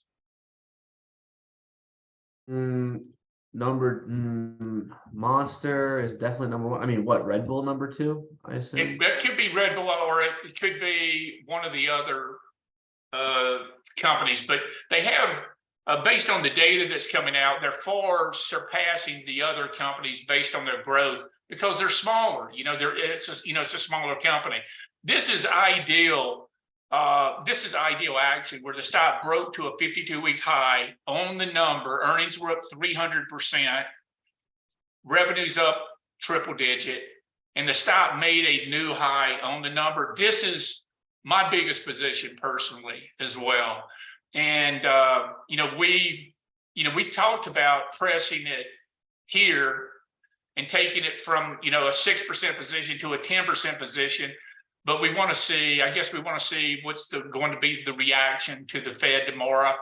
And, if we get an opportunity to, to buy more on the pullback, we'll certainly consider it. But we've averaged up in the stock every time we've bought it.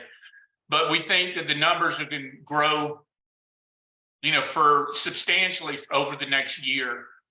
And you had a brief period where earnings were down, and that's because they terminated their distribution agreement with their old firm, and they had to take a one-time hit to their numbers to back out of their other distribution agreement and partner with Pepsi. So this is, you can see the cup and handle breakout. This is just a perfect setup. Hey, Roy, were you thinking of Red Bull as the other competitor? Is Red Bull public? No, I don't think so. No. Yeah. I actually don't like Red Bull. I don't like the taste. I mean, I've only tried it once, but I know people, drink it for, the caffeine rush and stuff like that. The category, yeah. The category, but I'm between my. I don't really drink Monster. Don't drink Red Bull, but I have tried this and I actually love it. And it's being marketed as a health drink that accelerates your metabolism, burns body fat, all that kind of stuff. I don't know. It just tastes good, and it's it's better than a Coca-Cola. So I think a lot of people are coming around to it, and I think I read something the other day where they typically have about 12 flavors in supermarkets and Circle K's, and that compared to like 3 times that for Monster and Red Bull. So there's they're just going to take share. They can take share incrementally, and the earnings are going to continue to go. This is picture perfect. So we're not looking for 20%. We're looking for we think this stock could hit 300. And of course, do your own diligence. We're just telling you, we're just kind of telling you where we stand, but this is a perfect setup. And, you got plenty of time to get into the stock with size, over the next year or two. We'd love to hold this stock for 2 years and it be a monster. Inspire Medical, this is the company that's, that provides you the sleep apnea solution. We've talked about this before. Revenues, you've got great revenue growth. They're opening clinics to install these devices. So it's a device that's implanted on you, and you actually have like a little remote. And when you turn it on, it sends a signal to open the airway. So it's better than wearing the mask with the bulkiness of the mask and how dirty and unclean the mask is. It's a great solution, and we think more and more people are adopting it. This has a perfect setup too, and we actually recently bought this stock. We had been in the stock before and got shaken out back here in February and March, and we probably bought this stock going to new high territory, took an 8% loss in it, and then re-entered this stock recently. And we plan on doubling up at 314.36, as it goes to new highs. And see, this is what it looks like on the monthly. And see, this is a perfect monthly breakout. When you look at a lot of these stocks that have monthly breakouts like this after going sideways for a couple of years, this is where the real move takes place. See, these are first out of the gate, no overhead, and these are the potential leading stocks of the next bull market. Notice here where it's going sideways. See, it's going sideways for 2 years, and it's just incrementally moving. Now the company's got to continue to produce. They've got to continue to grow their revenues and earnings, or the stock will fail. So, caveat to there are going to be plenty of these that don't work, but we're trying to identify the ones that we think that are going to work, like right now. And this is where the stock's this is where the stock has the most upside, when the stock has no overhead, and there's less risk here with buying the stock than buying the stock down here, while the stock's way under, convoluted in the base. So, you've got a tight window here, but if you take out this resistance here, you can probably see the stock surge. And so keep this on your, keep that on your list. Meli, we just recently bought this back in the last 2 days. Not a great close today, but look at these numbers. So earnings were up 205%, 457% the last 2 quarters. They're doing, $10 billion in sales with the $60 billion market cap. So it meets the criteria of 25% revenue growth. To have 25% revenue growth with these types of numbers, it's quite rare. And, there's no explanation why this stock hasn't gotten off the mat yet. And, and the reason that we bought the stock is you had an undercut and rally. So it undercut this level right here. And that was an earnings report. And we actually sold this on this day. We, at I think a slight profit, because it gapped up and then closed poorly. And then the stock came all the way back. But we actually sold it that day, if you follow us on Twitter. And we actually bought it back 2 days ago, but it needs to turn up right here. And we think that it potentially will. But, if it breaks, if it breaks these lows, we'll take a 5 to 8% stop, put a 5 to 8% stop and move on down the road. But, we want to add to it more, breaking back over, the moving average. And rarely do you find a stock like this. So, it's one of these stocks that's redefined, it's redefined the possibilities that you might have in growth and what can possibly occur. And we actually bought this stock back on this breakout at 282, right there. And we recently have averaged up in the stock. And we think that, this stock's got much, much further to go based on the numbers. They're going to do $3 billion in data center business just in AI. I believe I read this quarter, and they've just got tremendous growth. They've got the picks and shovels out there. And this is what I'm looking at. What we're looking at is, this is a stock that was a prior leader. It did get crushed from almost 400 to 100. Remember, 50% stocks come down 70%, 70 come down 50, and then it's come all the way back. And there's your green line breakout, where it broke out on the monthly. And see, look for something like this. See, look for when it broke out here, see where it came back and made new highs. Here it went from 70 to 400. See, so, had the big, this is a big winning stock, had a massive correction, came all the way back. And once it broke out, you got to move from 70 to, almost 400. So we think that AI is in this type of trajectory. We think that this is the place to be over the next year. There's no reason this stock can't be $1,000. Based on the numbers. I haven't seen such earnings power since Tesla, in the early days. So, you got tremendous momentum.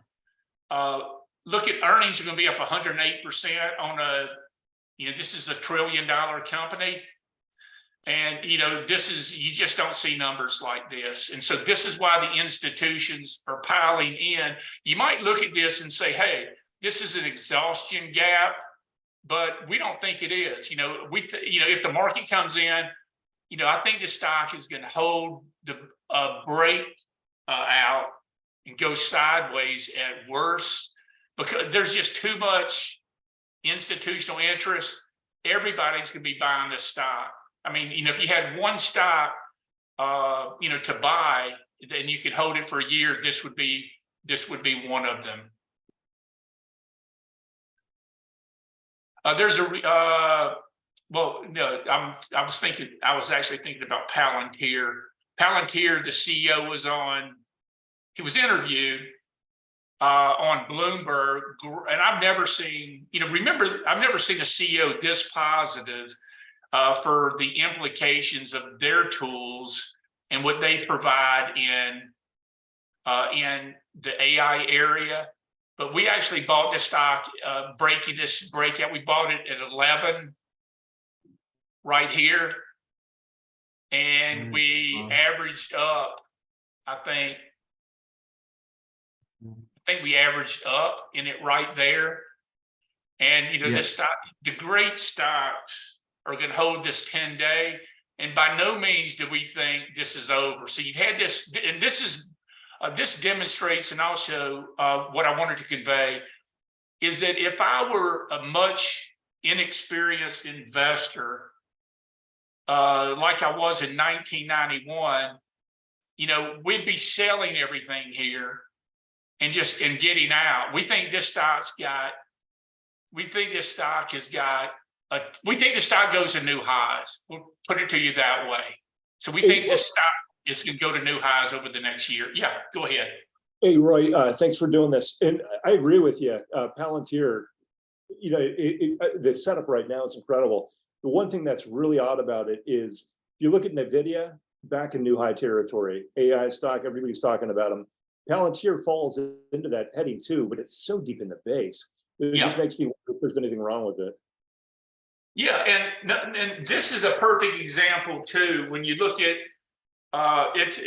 this is what I wanted to also share with you guys. These stocks that were IPOs that made new highs and that corrected significantly. These are the potential. This is how the markets can broaden out. And you're going to have, these are the stocks that recapture the imagination of institutions. Earnings are going to start accelerating. And so this is sort of one of these bottom fish plays, but it's making, I think that's a 52-week high, but it's very deep in the base. But, a number of these, and this reminds me of CrowdStrike as well. So pull up a lot of these IPOs on the monthly chart, and you can see the potential upside. And what I wanted to point out, see, here's CrowdStrike. There's CrowdStrike, there's the IPO, and, I have a downtrend line drawn. This is on the monthly. And so look at how this stock just propelled itself higher and higher over the next year. And so we think Palantir is like right here. Technically speaking, like in that area, it's gone up a couple of months, it's broken the downtrend line. And we think this is the move that's coming if Palantir delivers the results the way the CEO expressed himself the other day.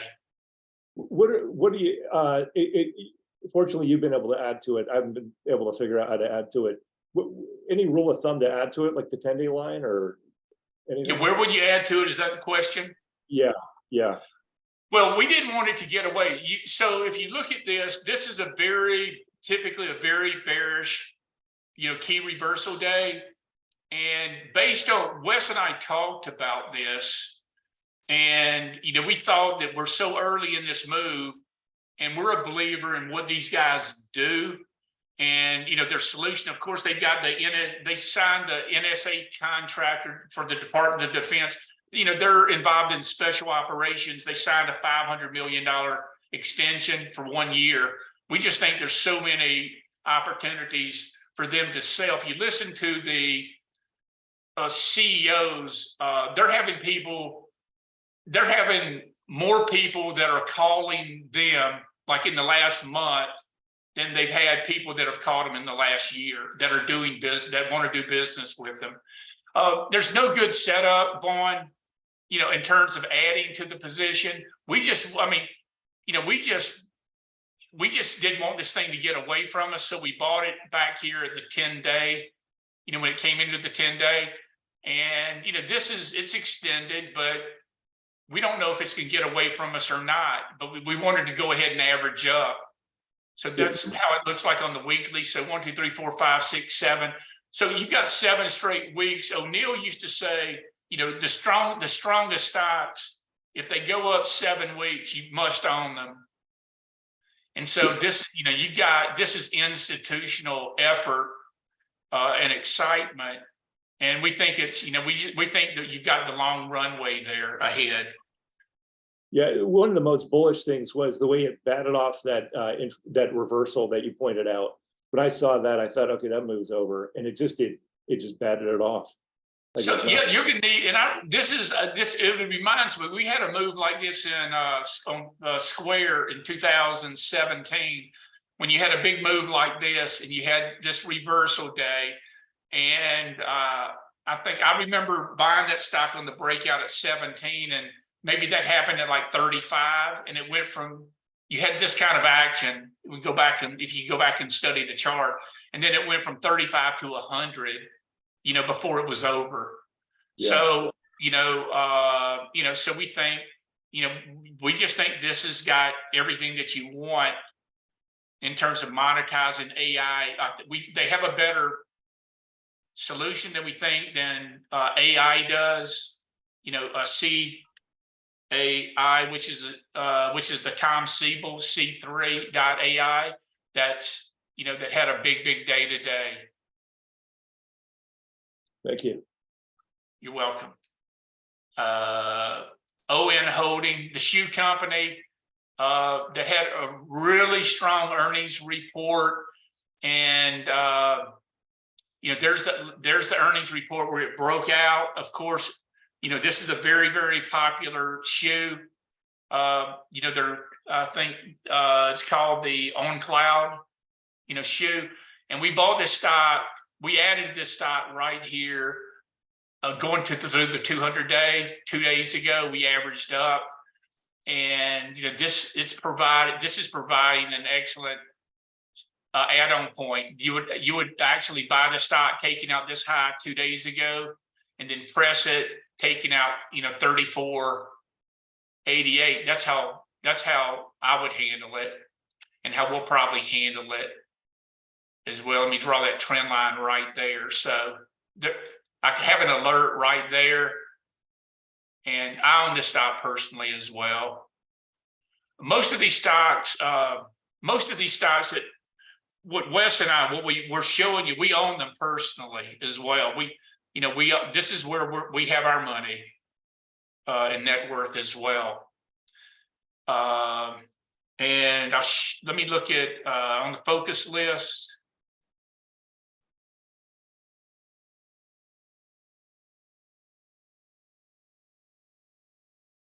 ACLS extended, AVGO. So this stock had a great move yesterday. It had very enthusiastic response to their AI initiative. And so this is a company that I think has the next best AI exposure in the chip space. So they're going to do, while AMD is not going to have any significant revenue from AI this year, their Broadcom's going to have 15% this year and 25% solely on AI next year. So this style looks quite interesting as well. And give it time, and I think it'll there's your key reversal days. Can just take time to take out. You've had this big move from 600 to 900. It's going to take time for you to take out that. Some of these stocks off the bottom, guys, like see Confluent, some of these stocks that got hammered, see 94 all the way to 20, 15 even. And you can see, and earnings are out of the way. Earnings are here, they're out of the way. The stock is now, it's now like in a stage 2 uptrend. See some of these stocks, and they're going into 52-week highs too. See, they're 52-week highs because it's, you're going back a year, but you're going to have a number of these that set up. And they're at 52-week highs, not all-time highs, but they suggest, higher prices, as well.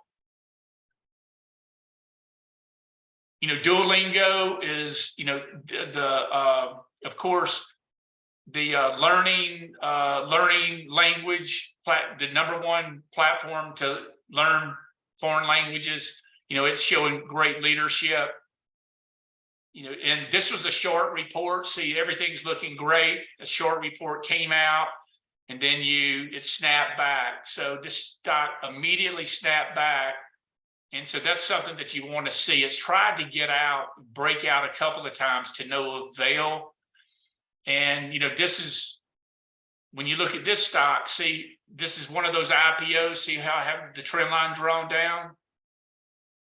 Notice the break, see to the upside. You had this 1 month here. So if some of these stocks have a 1 month pullback and then resume the uptrend, that's telling you that, that it potentially is going to eventually make new highs.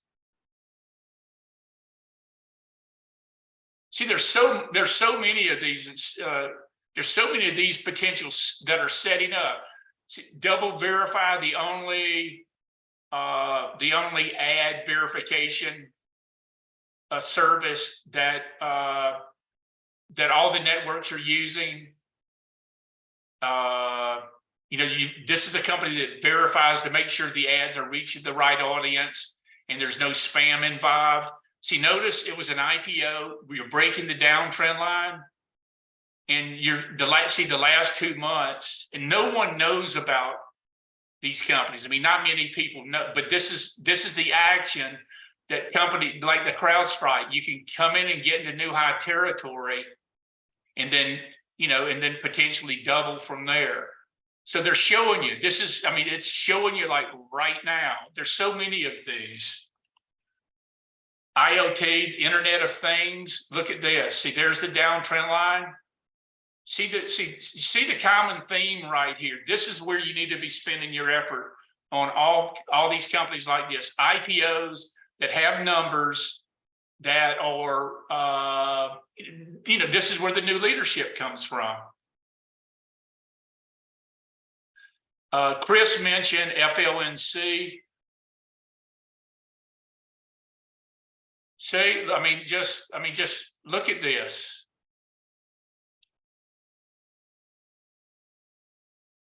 I guarantee you, see, these are going to double before Google doubles. And you get a type of consolidation, a little pullback, and this is that should give you an opportunity, to get involved. Mobileye, which is the semiconductor stock for EVs, driver assistance programs, a new name. Carl mentioned Marvel Technology.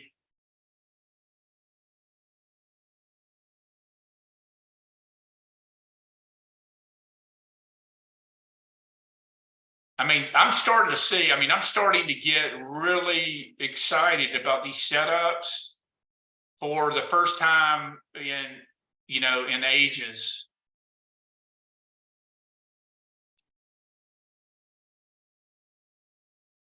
Okay, who would you guys like to pull up? Right, I just had one question. Do you get concerned about concentration of too much in technology? Do you try to actively spread across different sectors? That does, you gotta, that's a fine line.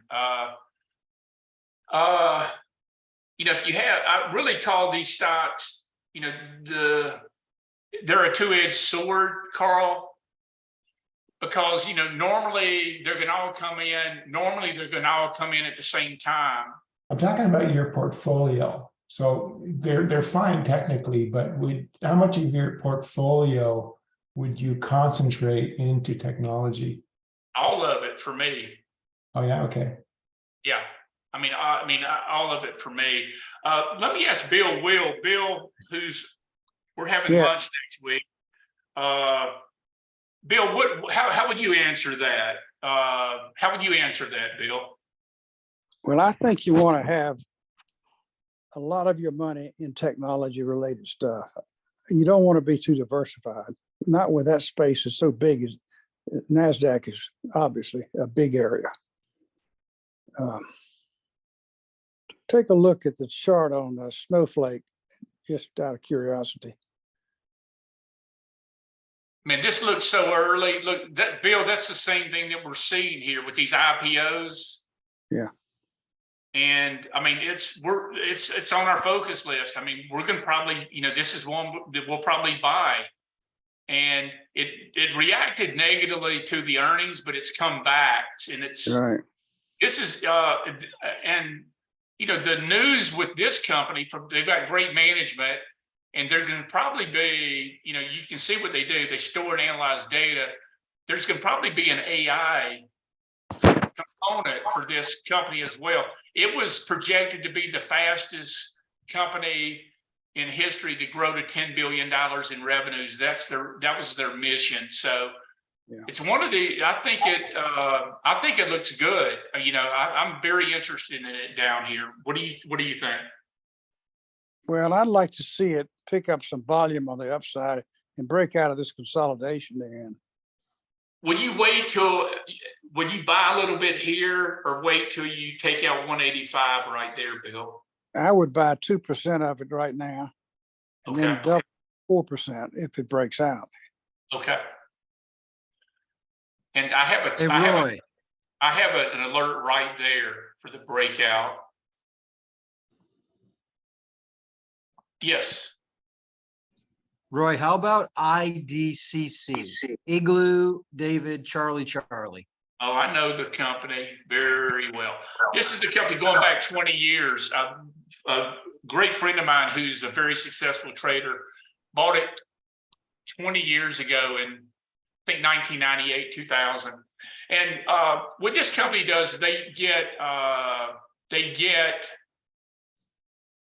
a residual based on their research, and I guess they're based on their proprietary technology.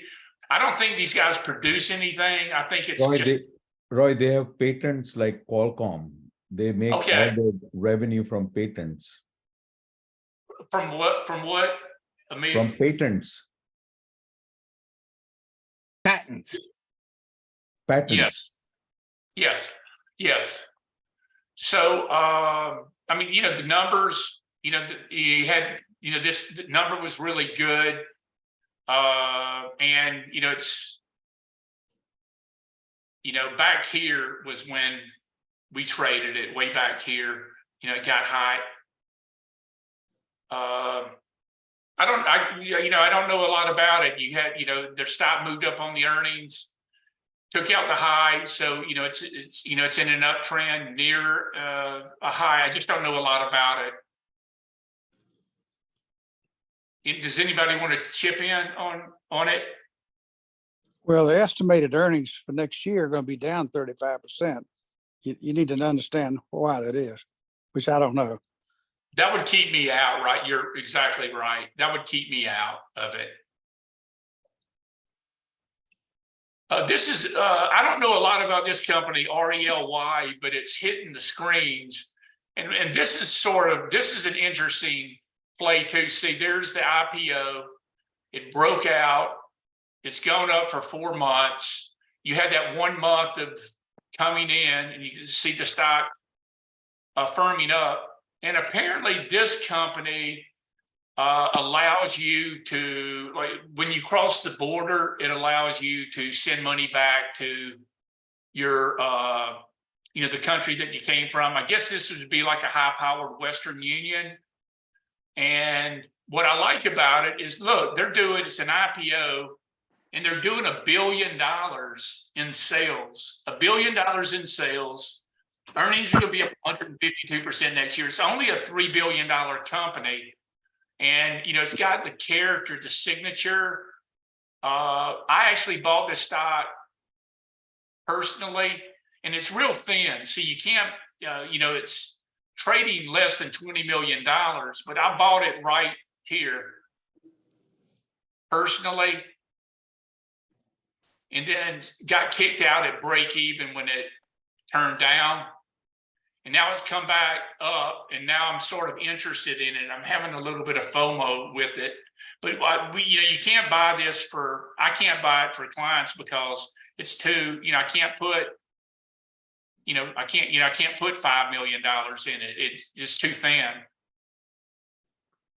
But you can, you can put 100 grand in it and, and see what happens.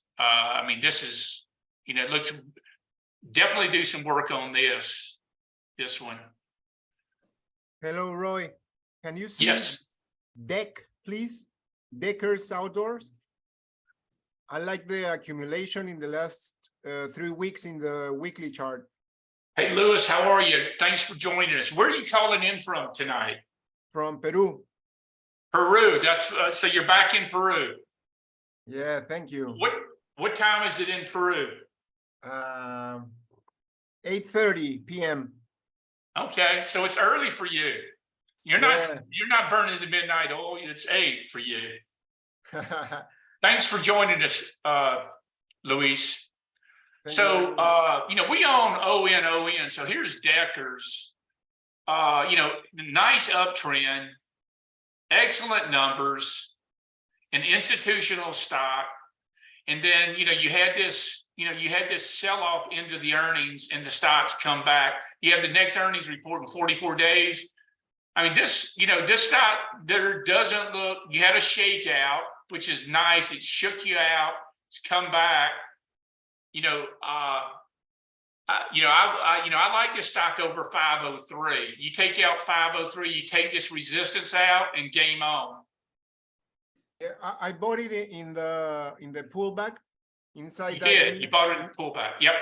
Yeah. Because of if you can put the weekly chart. Yeah, I saw those 3 weeks of huge accumulation, so I went for it. You can see, this stock's been pretty consistent, Luis, over the last year. Look at this nice uptrend, for a year.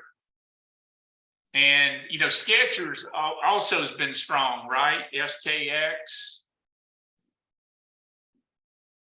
And, you've got Skechers that's, that had a, nice earnings report, went to a new high, consolidating. What's lacking here is, you see where the relative strength line is lacking. See, the stocks almost made a new high, but the relative strength line, see where it's making a new low? That's not what you want to see. What did Deckers look like? So you have to be careful for right there. See, you got this little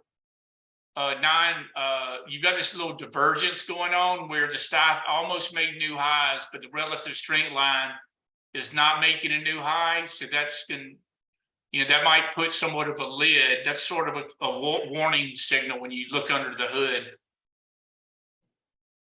Okay, thank you very much. You're welcome.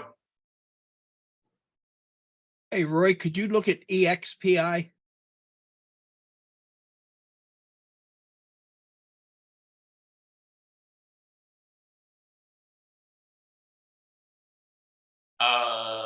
Real estate, development ops. cloud-based real estate, and we're gonna pull up, and that reminds me of Zillow too, Charles. That we can pull, because they're probably, they're probably their biggest competitor. So this looks very interesting. Look at the volume here. So this is the highest volume since the base. So the stock corrected here from 18 to 11. So it's, this is a turnaround situation. Obviously, you can see the negative earnings, but earnings are going to be up 300%. So that's suggesting, a very strong second half of the year. And look at the institutional volume, these skyscrapers. And it took out the 1824 pivot. Like technically, that would get my attention, Charles. So here you see this stock, broaden out and build this right side. You'd want to see this stock. Well, first of all, if this stock takes out yesterday's high, it's going to go probably 97 relative strength. But this is one of those bottom fish plays where it's in a stage 2 uptrend after dropping from 90 to 10. So it dropped, 90%, 85%. Now the stock's doubled. And so now it's going into the stage uptrend.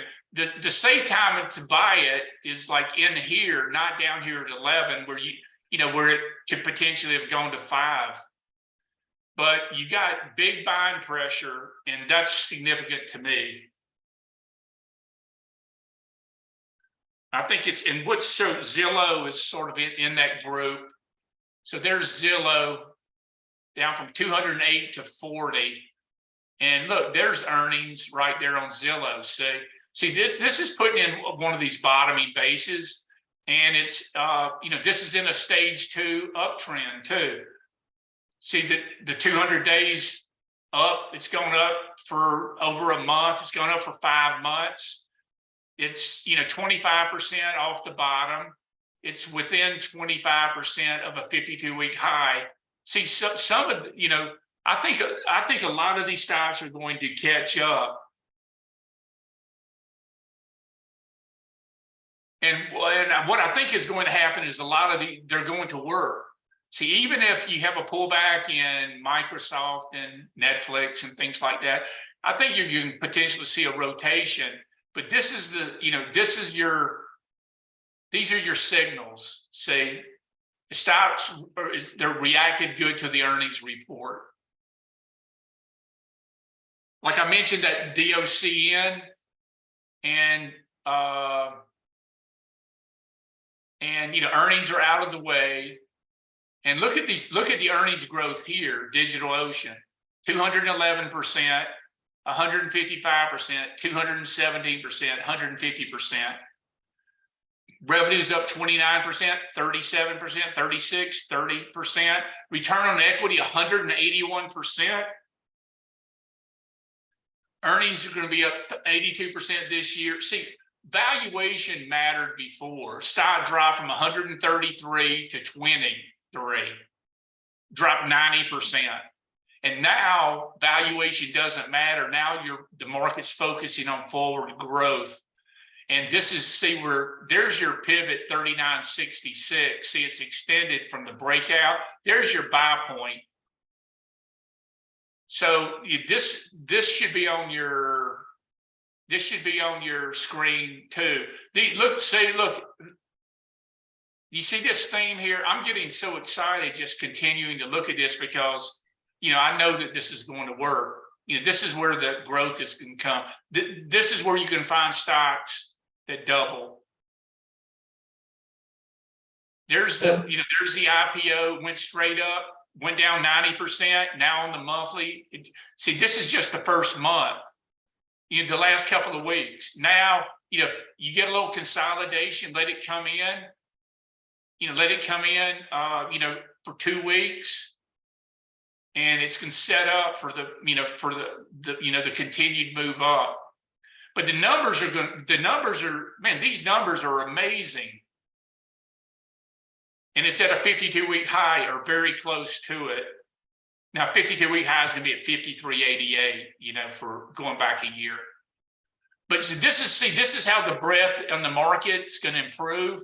You're going to have all these stocks that are down 90%. They're going to go to 52-week highs, but they're going to still be down 50% or 60. This is still down. This is going to be down 60%, but it's going to be making from its all-time high, but it's going to make a 52-week high. Roy, could you have a look at ETNB? ET. NB.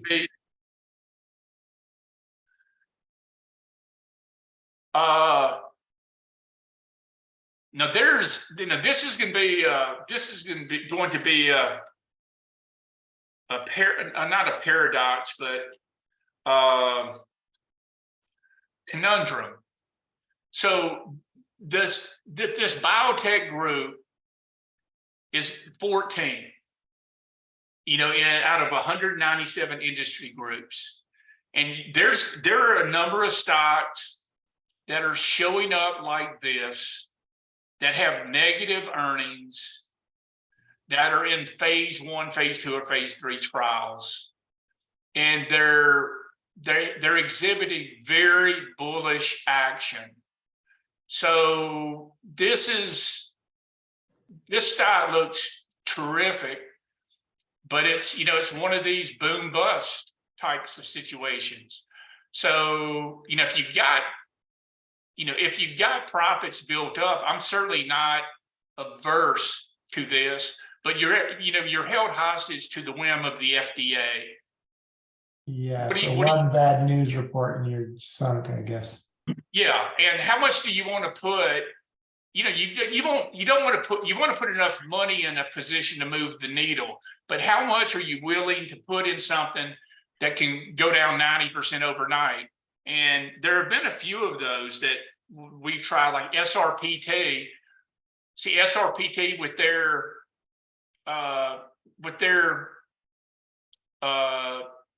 drug, where it broke out right here. And I think we bought this stock only to be coming out of the blue where something happened with the FDA right there. And, you know, now you have this wide and loose action. You know, this was, I can't remember what the advance was, but it had to do with, I think a neurological disease. I can't remember, but, you know, the stock broke out perfectly on volume. And then you go through a period like this. So there are a number of those that are out there that can bite you. So how much are you willing to put in? This stock had numbers, you know, it had revenues. So that made us more convinced to buy it, but yet we got kicked out of it. And, you know, once this happens and then it happened again, and then this move here, that's just. Yeah, good caution. Yeah. That'll pull your hair out. But with that being said, let me pull up the growth 250. Where's the growth 250? Right here.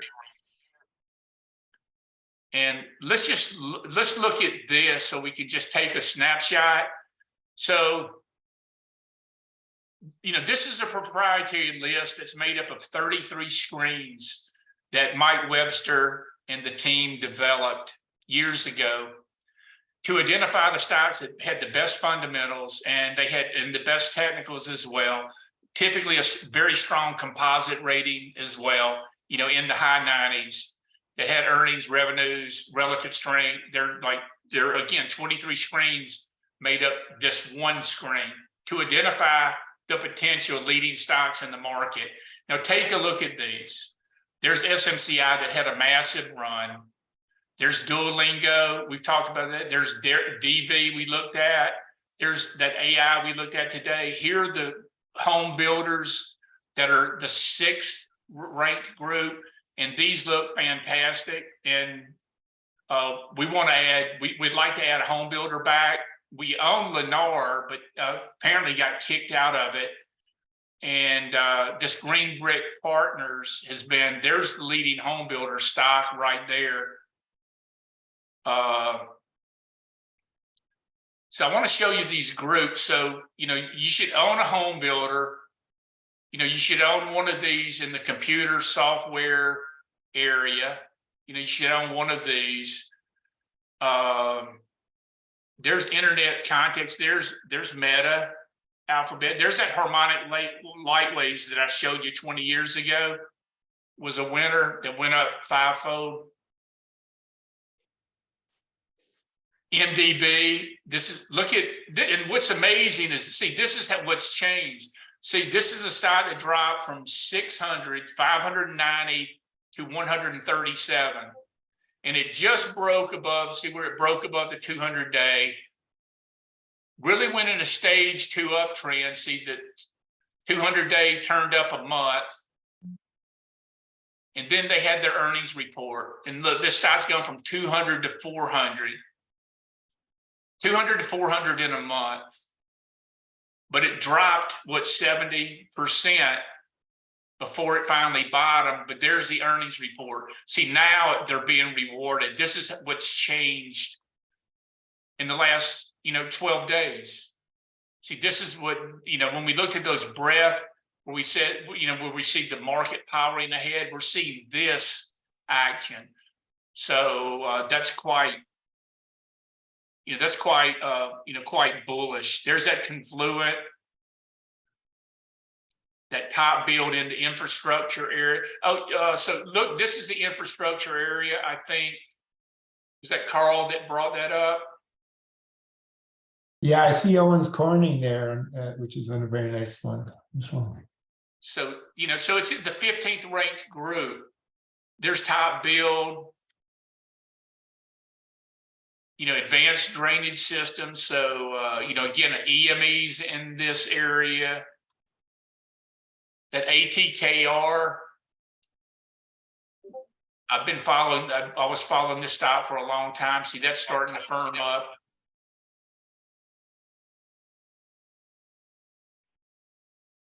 Oh, and then where's the biotechs? Let me see.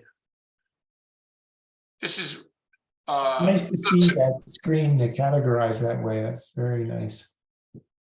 Pardon me? It's nice to see those leadership, categorized by industry. Yeah, yep. And O'Neill used to he wrote a book once. This is in the this is after I think it was after the bubble in 2000, 2002. I think he wrote a book. I think the name of it was 21 Essential Rules. And I've got it in my hands, 24. 24? Okay. Yeah, 24 Essential Lessons for Investment Success. It's one of O'Neill's best books. I reread it every now and then. And I do too, Bill. You can't learn enough. I mean, I've been doing this 35 years. Bill Will's been doing it 50 years. 50.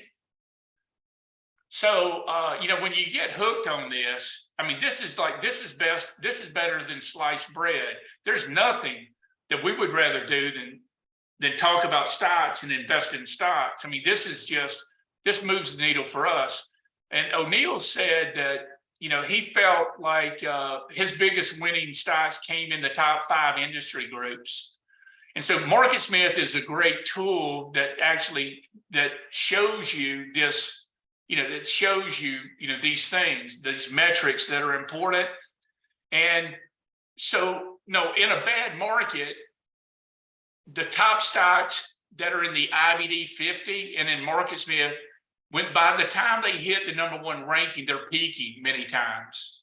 So you have to be careful in a bad market that you come in here and indiscriminately buy just because, it's the top ranked stock, because that only has one way to go eventually. But in a new bull market, they can stay there for long periods of time.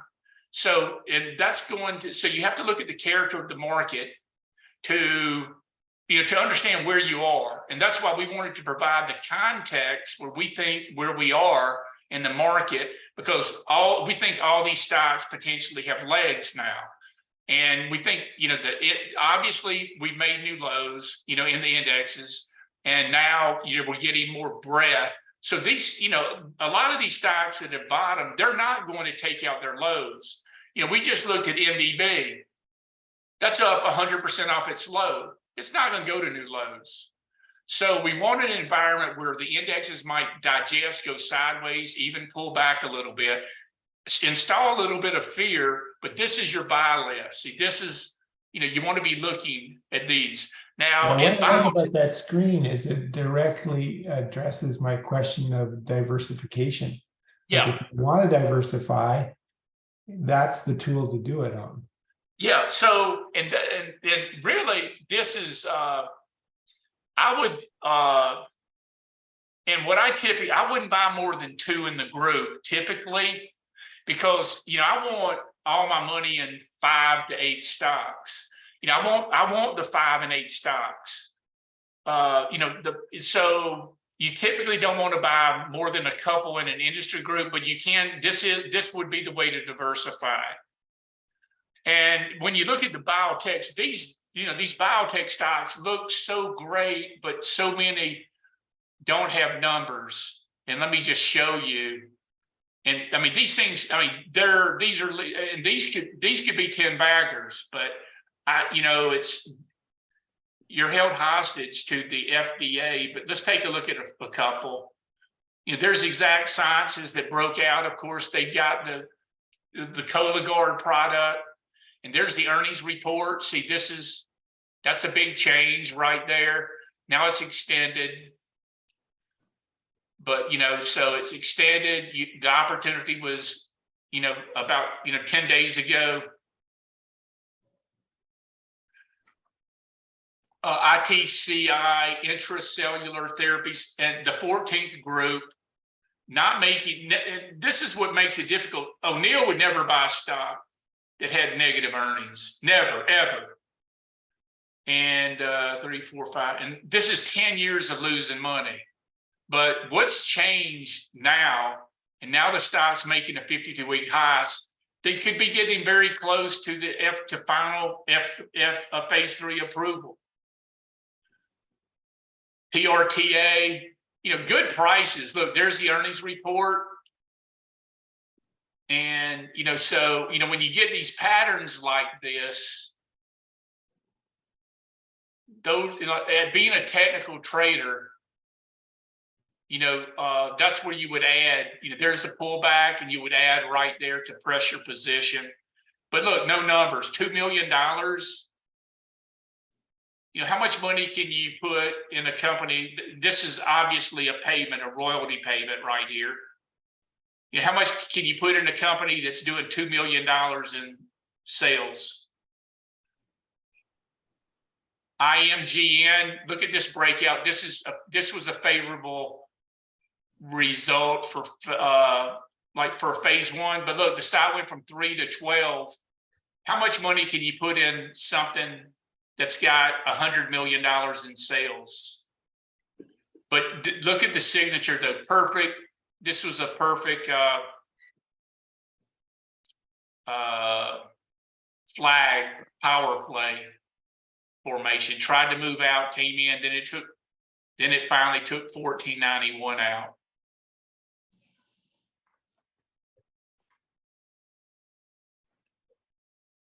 But this is what makes it nice in terms of screening is, Market Smith allows you to screen any which way that you want to put in the parameters that you want to put in.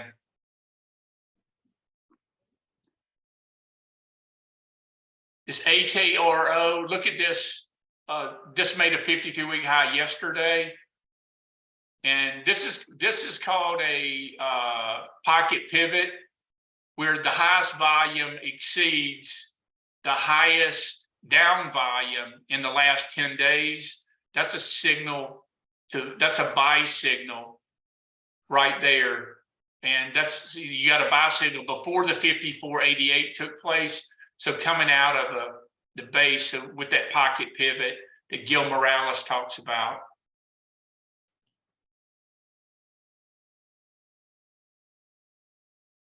Oh, Shopify, SHOP. Look how nice this looks. There's the earnings report. So Shopify, 176 down to 20. And now, you know, it's in this stage 2 uptrend. And we actually bought it. We bought the stock right there, breaking the downtrend. I believe that's where we bought it. I believe. And I think we pressed it to a 5% position. I think right there, I think we averaged up in it. And, you know, earnings are going to be up 700% this year. So big, you know, a big winner of last year. And it's one of these that could, you know, last year's winner that corrected significantly can recapture its glory. You know, remember they have their big, you know, they have the big relationship with Amazon, so that, you know, if you want to put your small business on Amazon, Shopify sets it up for you. And look at the numbers next year, 64%. See, this is a potential stock that's had great move, got hammered. Now it's coming back. And this is telling you that the worst is over right there. To me, anyway.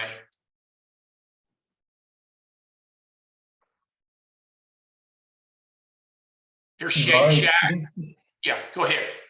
Could you please look at PATH, PATH? It's very similar to some of the stocks you're talking about. This is, you know, this is interesting. You know, I had a trader that called me, a friend of mine that called me about this. This is a Cathie Wood stock, and Yes. you know, it's an AI stock. You know, and you know, so I think they primarily design bots. You know, so that to, you know, just the stuff that's automatically done for you. I think they're responsible for the chat services. Like if you go online and you need help from customer service, I think PATH is actually doing that. UiPath is doing that. So it's a stock that dropped from 90 to 10. So it's exactly one of these. It's Sanjay. It's exactly one of these stocks that we're talking about. There's your buy point. See at 18.12 right there. And it's come back in the base. I mean, this, you know, to me, this is a buy. You know, it's one of the, you're very, very early. It's not in a stage 2 uptrend yet because the 200-day hasn't turned up a month. But this is one of these bottom fish plays that can work. You know, speculative play, and I'm speaking about the technicals. You know, you've got, you know, the numbers are going to be good next year. Earnings up 142%. And by the way, let's take a look at it on the monthly. Look at that.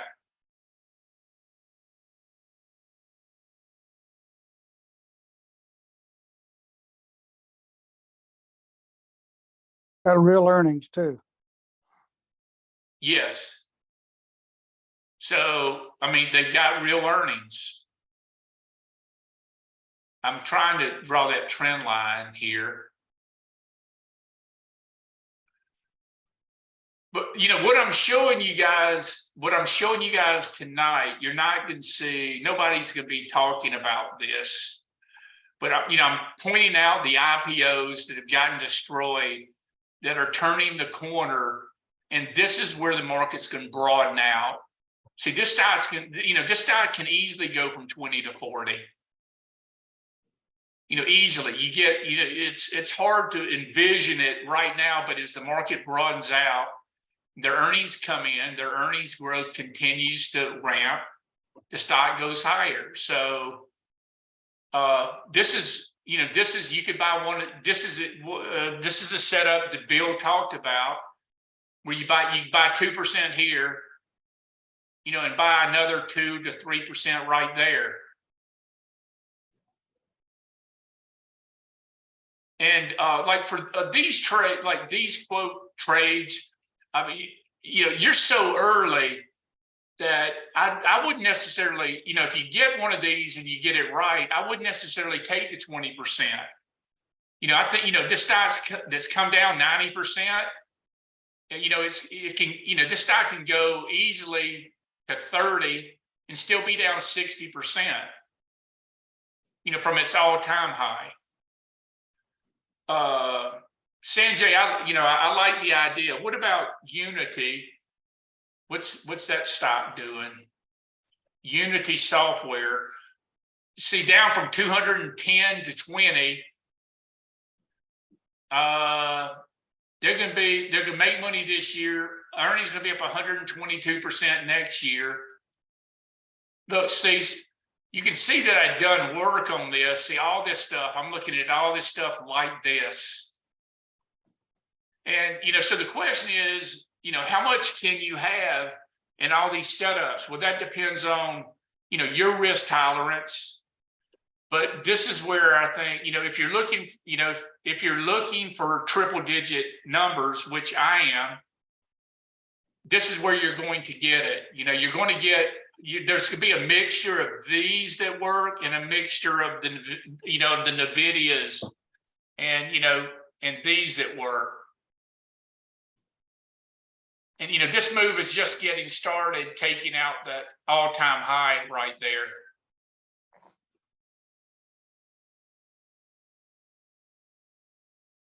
You know, while you might think, okay, that, yeah, all that's fair and dandy, that's great, but, you know, how risky are these positions? Well, we're looking at the numbers, you know, we're looking at revenue growth, we're looking at earnings growth, and we're looking at, well, what's happened historically, and what does the pattern recognition template show you? What's, you know, what have these stocks looked like in the past coming out of bear markets? You know, how did, you know, which ones performed the best?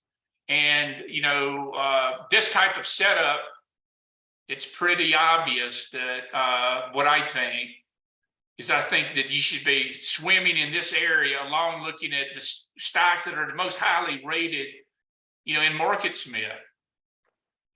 I mean, I'll take 23 screens that Mike Webster and Justin Nielsen and all these guys have developed to try to key in on the more, you know, the new leadership.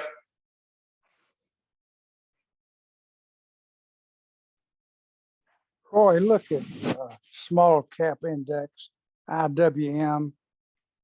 Looks like that's fairly early in this move. Yeah. IWM. Well, this looks like a good catch-up play, does it not, Bill? Well, IWM is a Russell 2000. But what I'm getting at is that it looks like some of the big institutional money is moving toward to the smaller cap names, which we've been talking about the last hour. A lot of them, yeah.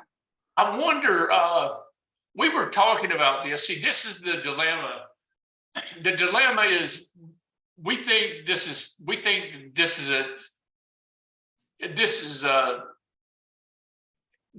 definitely going to 200 on the rally, you know, catch up move. Look at this. This stock was pretty much at an all-time low 10 days ago. See right here. Mm-hmm. I mean, look at this. The stock was, or, you know, in a 2-year low. Right here, only like right there, you know, so you've got to go back. I mean, you actually go all the way back here to 2020, made a 3-year low a week ago, a month ago. And 1 month ago, you're at a 3-year low. Mm-hmm. So this is, you know, this is along with, you know, we looked at that FFTY, which is, you know, peer growth. This should almost certainly go to 200. But, you know, how much do you know, versus these stocks that are, you know, that we're looking at, you know, how, if you put 10%, say you put 10% in this IWM right here. And if it goes to 200, you put 10% of your assets. You got $1 million account, you put 100 grand there. and it goes there, you only make 8%. On the trade, that means you make less than 1% on the trade, on your capital. It moves the needle only 1%.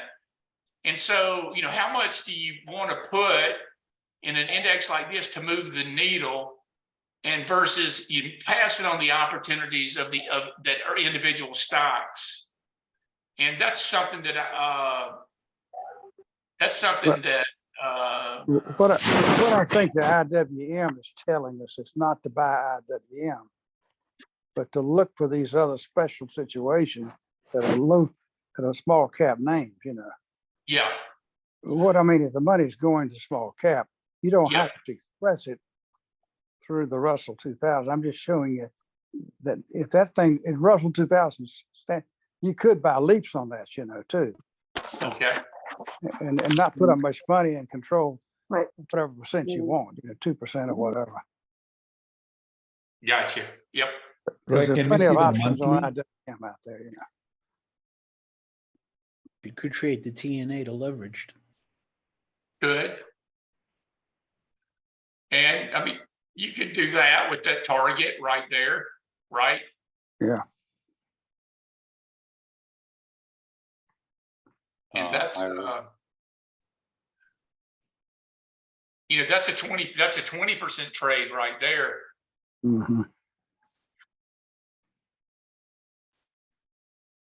You know, I consider doing this, but I'm in the end of, I consider doing, there's your breakout above the 200-day, came in 2 days. I almost bought it yesterday. I considered it, but I just like the individual stocks so much more. Yeah, I'd rather do the individual stocks too. I just like to see if the index is doing anything. Yeah. So many of these stocks we've talked about tonight are smaller cap names that are not big enough for your fund, but individuals could do them, you know, Right. in individual stocks. You know, great chart here, SNPS. Look at the breakout, move higher, the pullback to the 10-day. Now it's turning up. Mm-hmm. Yeah, these $400 stocks, I like to use the leaps because you don't have to put up as much money as you control the move, and you're going to stop loss it out anyway if it doesn't work, you know. Right. So Neil, would you buy like 2024 leaps or 2025 now that they are available? Well, you want to buy the leaps generally a few points above where the stock is right now. That's the strike price. Right. And what about the period? Like, would you buy like 12 months out, 24 months out? I typically buy at least 12 months out, sometimes 24, depending on what like I recently bought Eli Lilly 2-year leaps, you know, because I didn't want to pay $380 for the stocks. So I bought the 400s. Which is above, but I got a 2-year leap on it, 2-year option on it. Bill, what kind of position size, like on the leaps? Now, granted, I mean, you know, your wealth is compounded, you know, over the many decades. But like now, when you put on a position like this, would you put on like a 1% position, or just, you know, is that too large for you know, the size of your trading account, or you know, help us out in terms of position sizing? You talk about size. You talk about sizing the notional value of the trade. Yes. What you're talking about. In other words, I can buy the stock for $420 a share, or I can buy a leap with that strike a little higher for 2 years out. I mean, it's just a way to do it with less cash on the line, you know, for smaller. What is it? Does it come out to be like, you know, 0.5% of your account, or less than that? I mean, yeah, I look at it as the entire money I put out for the leap, not the notional value. Okay. So that means if I lose half of the leap, I'm probably gonna sell it and take the loss, you know. Yep. What I like the leaps because if it goes down and wipes me all out, it's not gonna hurt my account very much. I've got Yeah. an automatic stop loss basically. Yeah. Hmm. But if you, I mean, it's just on some of these stocks that have a lot of volume, like an IWM or any of these individual stocks we've been talking about tonight that have enough volume, you can't do leaps they got to be on big stocks that have a lot of volume in them, but you do this in a place of buying the stock itself. So I think people need to pay attention to that way of expressing interest in some of these $400 and $500 stocks that they may not want to buy, you know. Yeah, that's Lilly looks, you know, they have that obesity drug too that's getting a lot of hype. I mean, that's a perfect breakout there. Yeah, I don't go into the fancy option thing. I used to be the option principal when I was in the business, but Yeah. I don't go into these spreads, bullish spreads and all that stuff to get more leverage. I just want to, I'm just simple, do it simple, make it simple, stupid. If I like stock, I buy a longer term option on it near the current strike or slightly above where it's trading now. If I think it's got a lot of potential, you know, particularly like Right. I mean, you could probably do the same thing on NVIDIA for that matter. You know? Yeah, yep. Yeah, I've got a friend that, you know, our friend Charles that's had lunch with us before.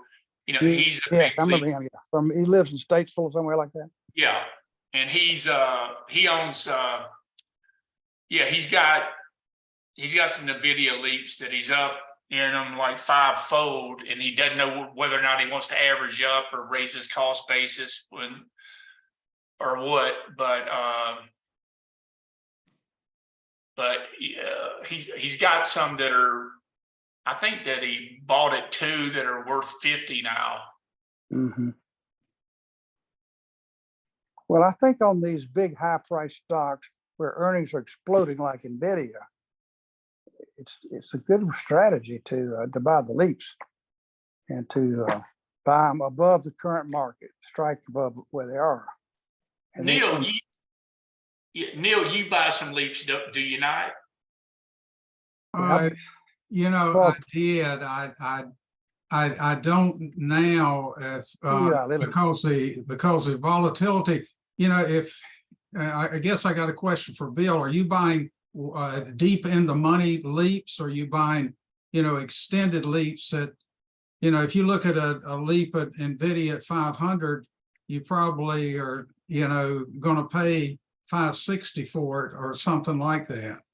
And I just, are you buying something that's deep in the money, buying a leap at 100 or 200 on NVIDIA? I tend to buy the leaps or the options, whatever it is, above the current market.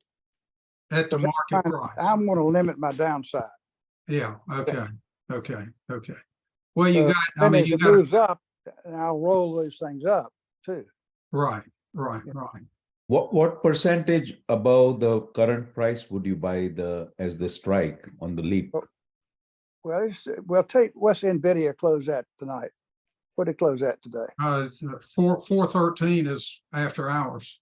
All right. Well, what I might do is I would call my broker and check out the scale right now on the leaps for NVIDIA, 5 or 10 points above where the stock is now.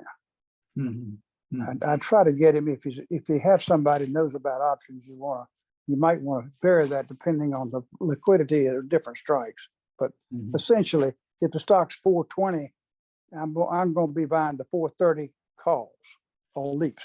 Yeah, but how much premium are you paying above 430? My guess is that's probably going to what? If you bought a 430, what's that costing you? Well, it's going to be a premium above the current market, but I don't put up much money to control it. yeah, I know you don't have that much money exposed, but And I'm gonna Yeah. hold it for the 1 or 2 years anyway in NVIDIA, probably. yeah, but I mean, you got a lot of premium you got to get through to get to that. That's true. That's true. The 430 call is at $78 for June 2024, 1 year from out now. That's 1 year out, 24. No, yeah, yeah. I haven't really priced. I mean, them I that could close. see maybe doing a call spread by the 430 and then write a call on it Yeah, with the same strike price and recover some of that premium back, and then you get the differential. It's still going to cost you some money, but still you get the differential and everything, and you don't have to get over that hump. It's like on the hedge fund, they got to get above a certain level before they make their 20% or whatever. so you're actually right. The most efficient way to use a leap or an option is a bull spread, which means you buy one here around the current level or a little above, and then you write one against it Yeah, simultaneously. that's what I'm saying. You get rid of part of that premium. That's right, exactly. I think that makes sense on some of these really high price stocks that have a lot of volatility. Yeah, I was looking at loading up on some leaps on NVIDIA. The time I looked at it and what it was, the hurdle I had to get over, I felt like in the time frame, NVIDIA is a volatile stock, and it could get there, or it could not get there. And I felt like I would be better off, with the stock and trying to get a position, pyramid the position in the stock. And if you get to the point that you've got some buffer in it, then, you can ride through, some of the downturns. But I mean, NVIDIA, if you look at it back years ago, I mean, it had about a 70% correction. Just like O'Neill said, the best stocks are going to, have a 70% correction, and it's kind of hard to ride through that. You certainly can't ride through it with a full position. You could ride through it with some of it if you got the stock very low, and then as it starts coming back up, pyramid back into it. But I mean, there's a number of ways to do this, but the reason I didn't do the leaps and the options was because the premiums were so high, and the hurdle I had to get over to really make any money. So, Yeah, well, you would want to express it a different way then. Yeah. Lower your cost, but use a bull spread is what you want to do. Yeah, you could use a bull. That's the only way that I think that you could get that premium down to, because I mean, you want it to go up in that time frame and you make something on it. Okay. Yeah. And it's better off to put a ceiling on it and get it to where it's got a chance of getting through that number, and so forth. So Agree. If I can ask a question about how to use options, I do use a lot of options, but when you buy a stock that's breaking out and then you want to turn it into a spread and kind of protect yourself from a pullback, how is your best way to do that? Well, you long the stock, and then you can always write an option against it, a call option, sell a call. Okay, but how do you determine the strike price that you want to do that at? Well, in that particular case, you can do it one of two ways. You can either buy it right at this current strike and then turn around and write a call up above it and get some money back there. And that's one way to do it. You have to look at it. Each stock is different depending on how volatile they are. Carlos, you can also, depending on how far it's extended over like the 50-day and 200-day moving average. Yeah, exactly. You can write the call down to the 50-day. Yeah. And bring in all that premium, and that keeps you in it until it breaks the 50-day. Yeah. And so that's another way of like really protecting yourself when these stocks go parabolic and you don't want to sell the position. It's a great approach. I like that, Roy. yeah, that's probably, I feel like it's probably one of the better ways of doing it. And then that way you got the premium up front and you've locked yourself in, you know, to where you're not gonna lose that move down to the 50-day. Yeah.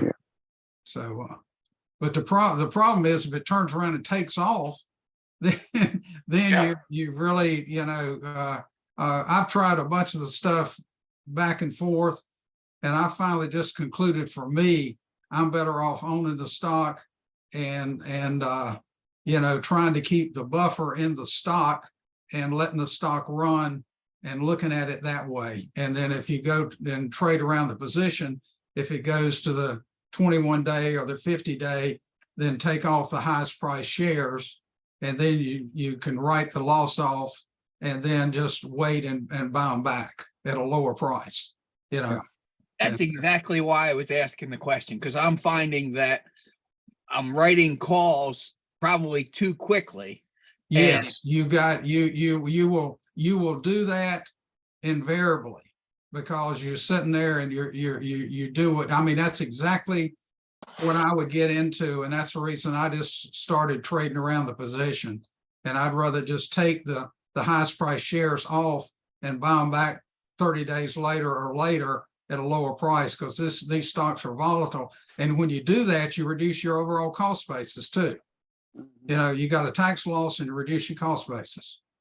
Right. And I guess the other thing that I was considering is as the market is changing and we're getting more into a more pronounced confirmed uptrend, it probably means I should be changing my strategy, but I'm trying to formulate exactly how to do it. Well, if you pyramid into something, if you just don't go hog wild and don't double your position, you know, I mean, I'll add a little bit and I'll just watch it. And when these stocks start pulling back and get real low and hit the, 21-day moving average or something, I'll add a few shares, and you'd be surprised over time what that does, because then you go back up and you've got pluses in all your positions. When you call up all your positions, you've got pluses in them. And if you take that strategy when, you want to get out, you trade around, you want to keep your core position, you want to trade around it, and you know that the market's bad and you're probably, NVIDIA is going to take a hit, and sell the highest price shares and then buy them back lower when it takes the hit. And then it takes your average cost basis down too. So, I mean, that's sort of how I work it. And I don't know if that fits everybody's, strategy or not, but that's what's worked best for me. I've tried the options and everything else, and I'm like you, I pull the trigger too soon and then the thing runs off from you, and then you're trying to get out of the call position, and it's just life's just too complicated. The simpler you can keep it, I feel like that for me it works the best.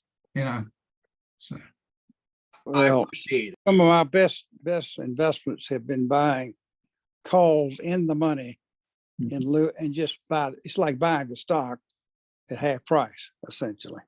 Yeah. And don't keep it simple. Just don't write anything against it unless you just happen to have a huge run up or something real quick. Right.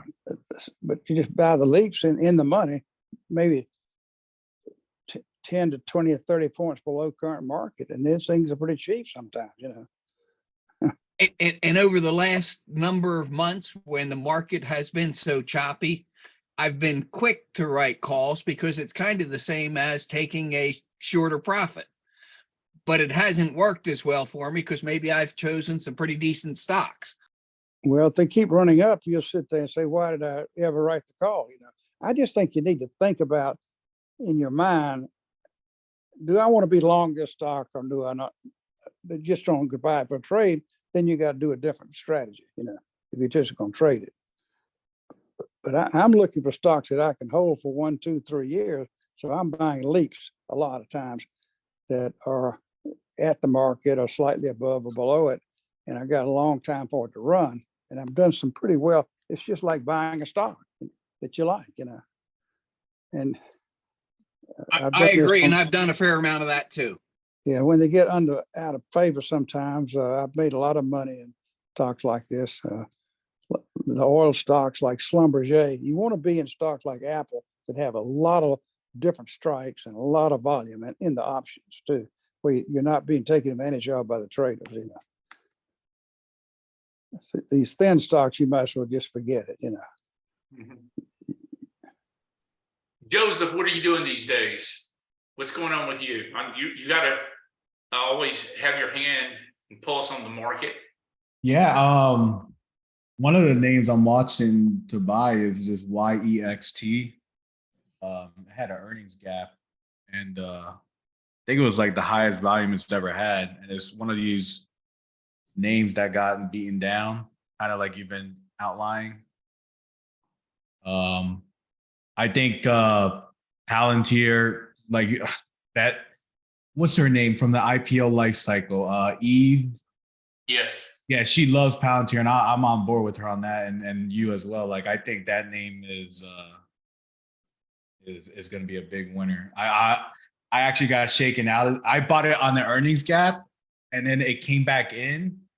So I thought it was going to do what it did because I had tried it last earnings report and got stopped out, and I thought I was about to do the same thing. So I got out break even, and I made a huge mistake of not buying it back when it went through that pivot. I just took it off my radar. I'm like, oh, it's doing the same thing as the last report. I'm out of here. And yeah, I missed the ball badly on this one. I'm waiting for, what I'm really waiting for is it, and I might be waiting for a while, is it for it to come to the 21 day. I'll buy it at the 21 day.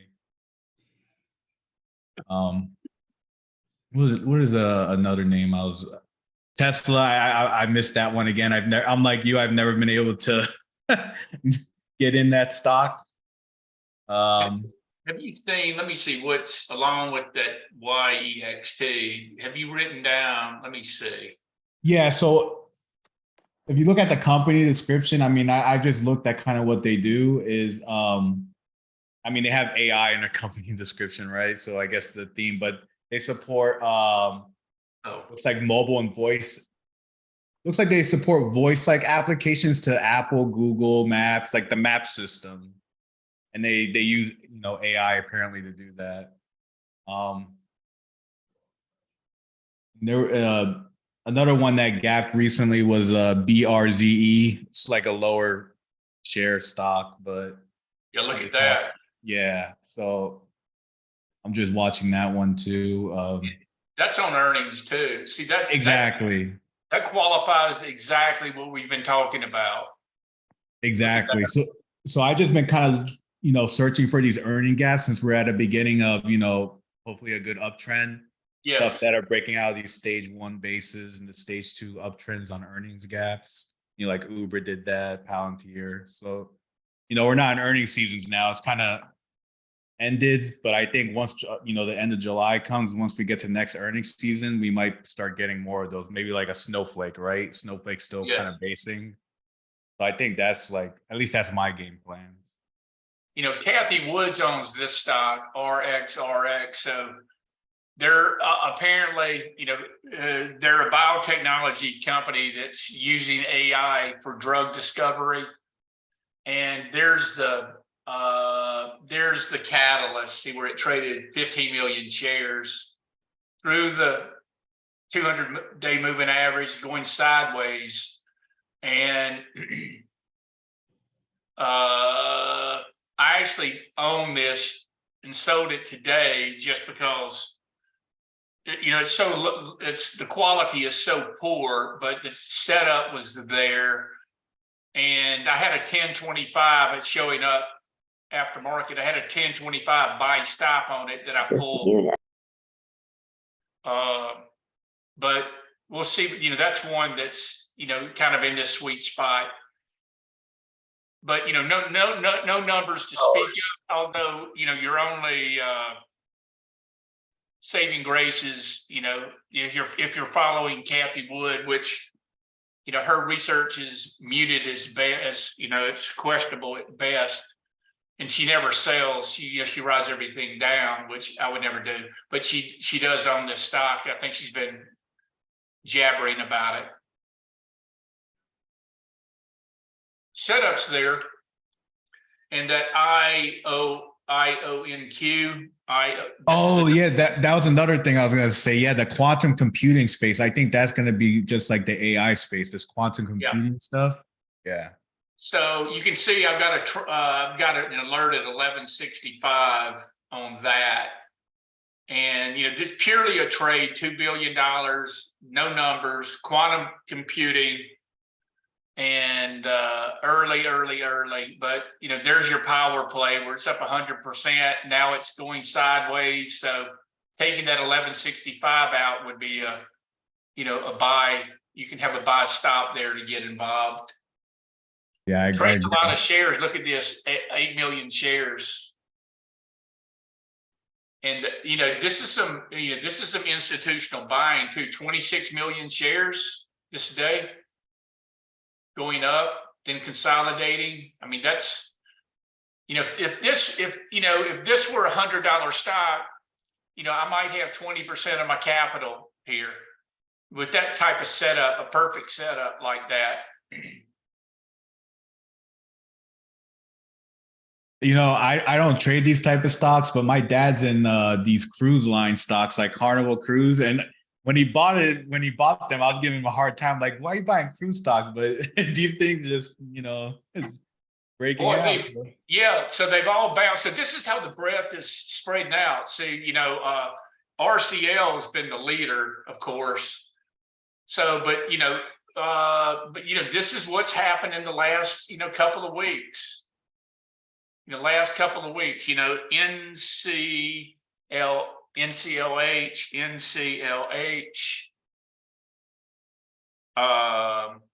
RCL, see, Royal Caribbean, look at that. See, there's the leader. Yeah, they all broken out. Yeah, the whole group. I've got a friend of mine who does construction on all these cruise lines. Yep. And, their bookings are very strong.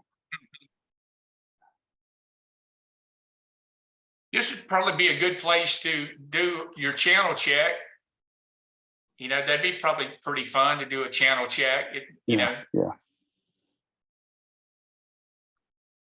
I don't think I could stay away for 5 days though. You know, I'd have to give up 5 days for that one channel check.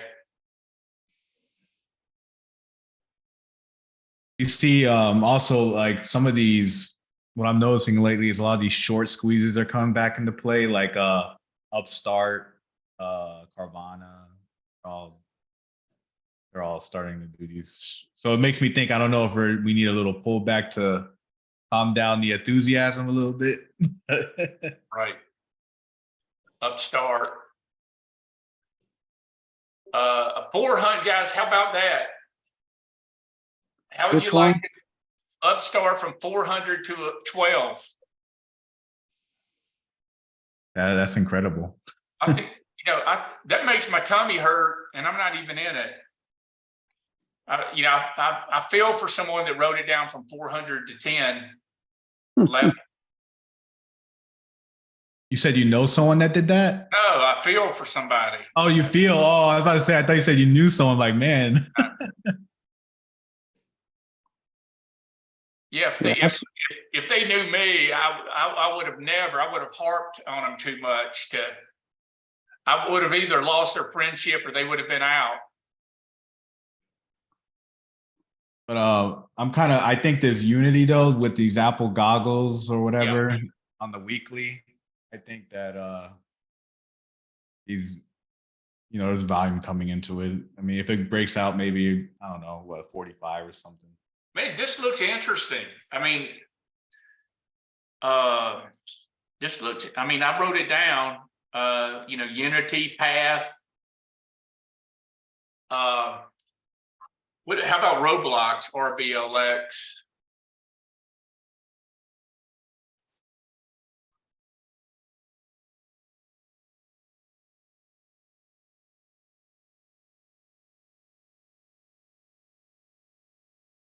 Probably set up.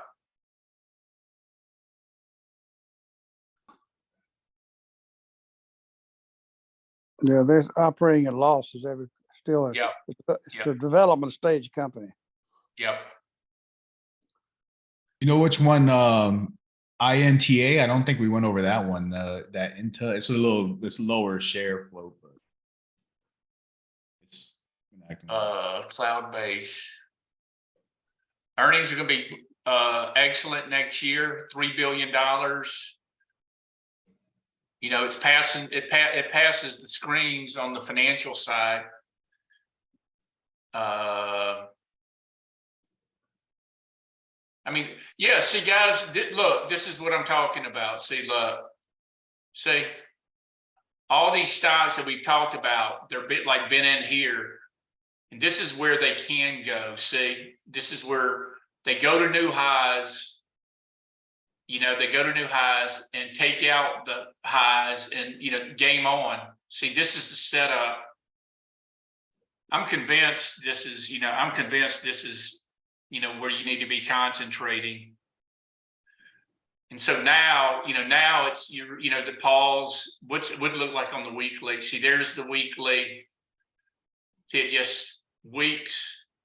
And now like the volume, like it's like the liquidity is growing more in this stock. You see like the volume, like I guess, I don't know. Yeah, look at this. Yeah, look at the volume. And this is a little hint too. See, rarely, you know, when you look at, if you go back and you study all these stocks historically, rarely do they come in more than 2 weeks. See, they turn rare. You look at this. See, look at the stock on the bottom.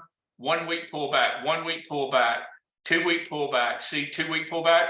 Rarely do they come in more than a week. So if you get a pullback, like for example, on this IoT, see, look for like a 1 week pullback.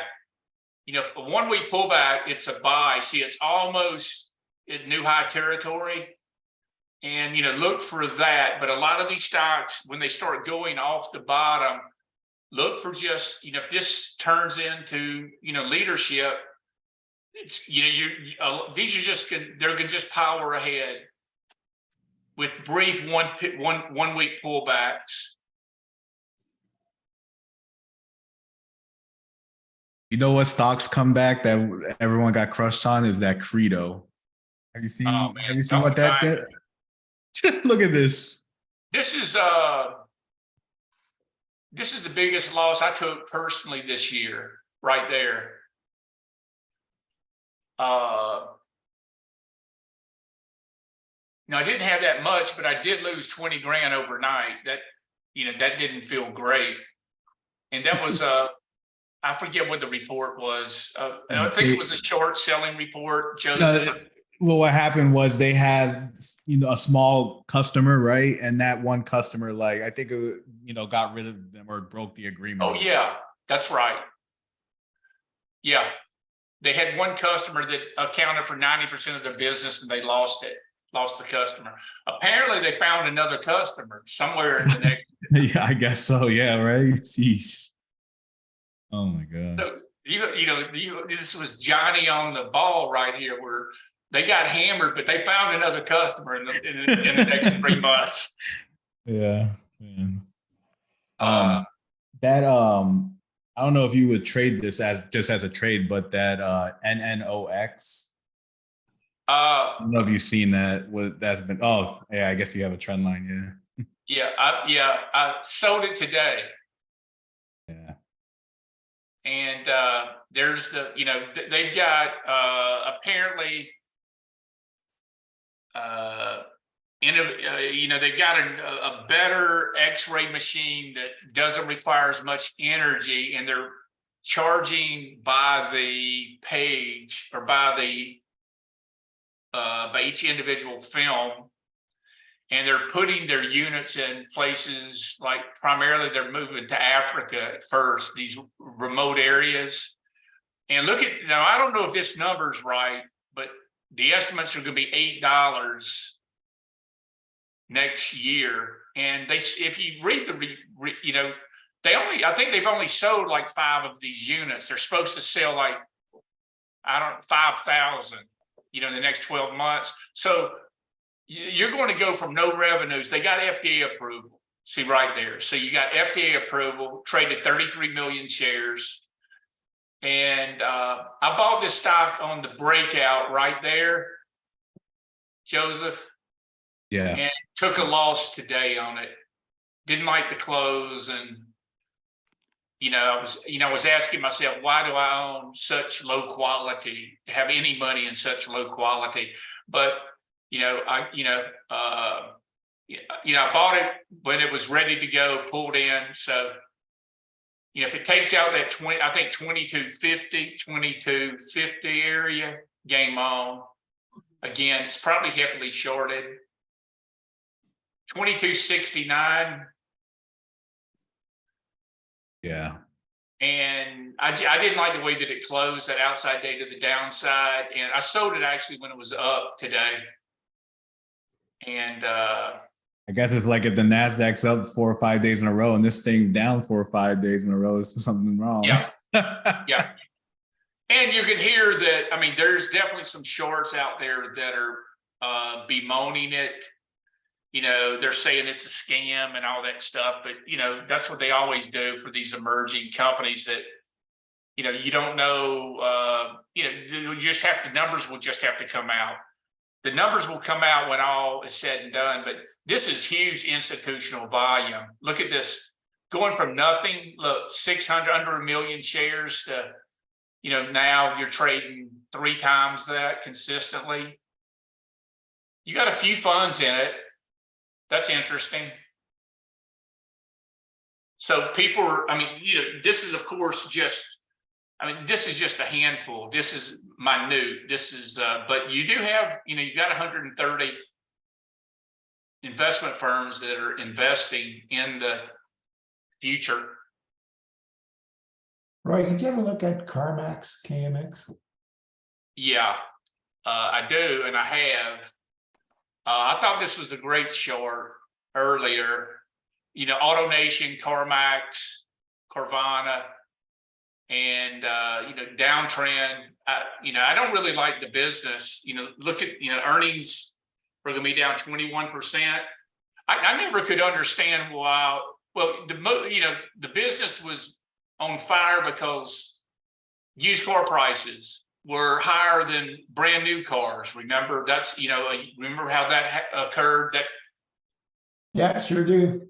Fantasy. You could sell your used car more than buying a new one. And so, I really don't. I don't really like. I don't like the chart or the business. Now, I realize it's a little bit of bottom fishing there, but I thought, if there was some fundamental reason I was missing, it looked like an attractive entry if it was going to go.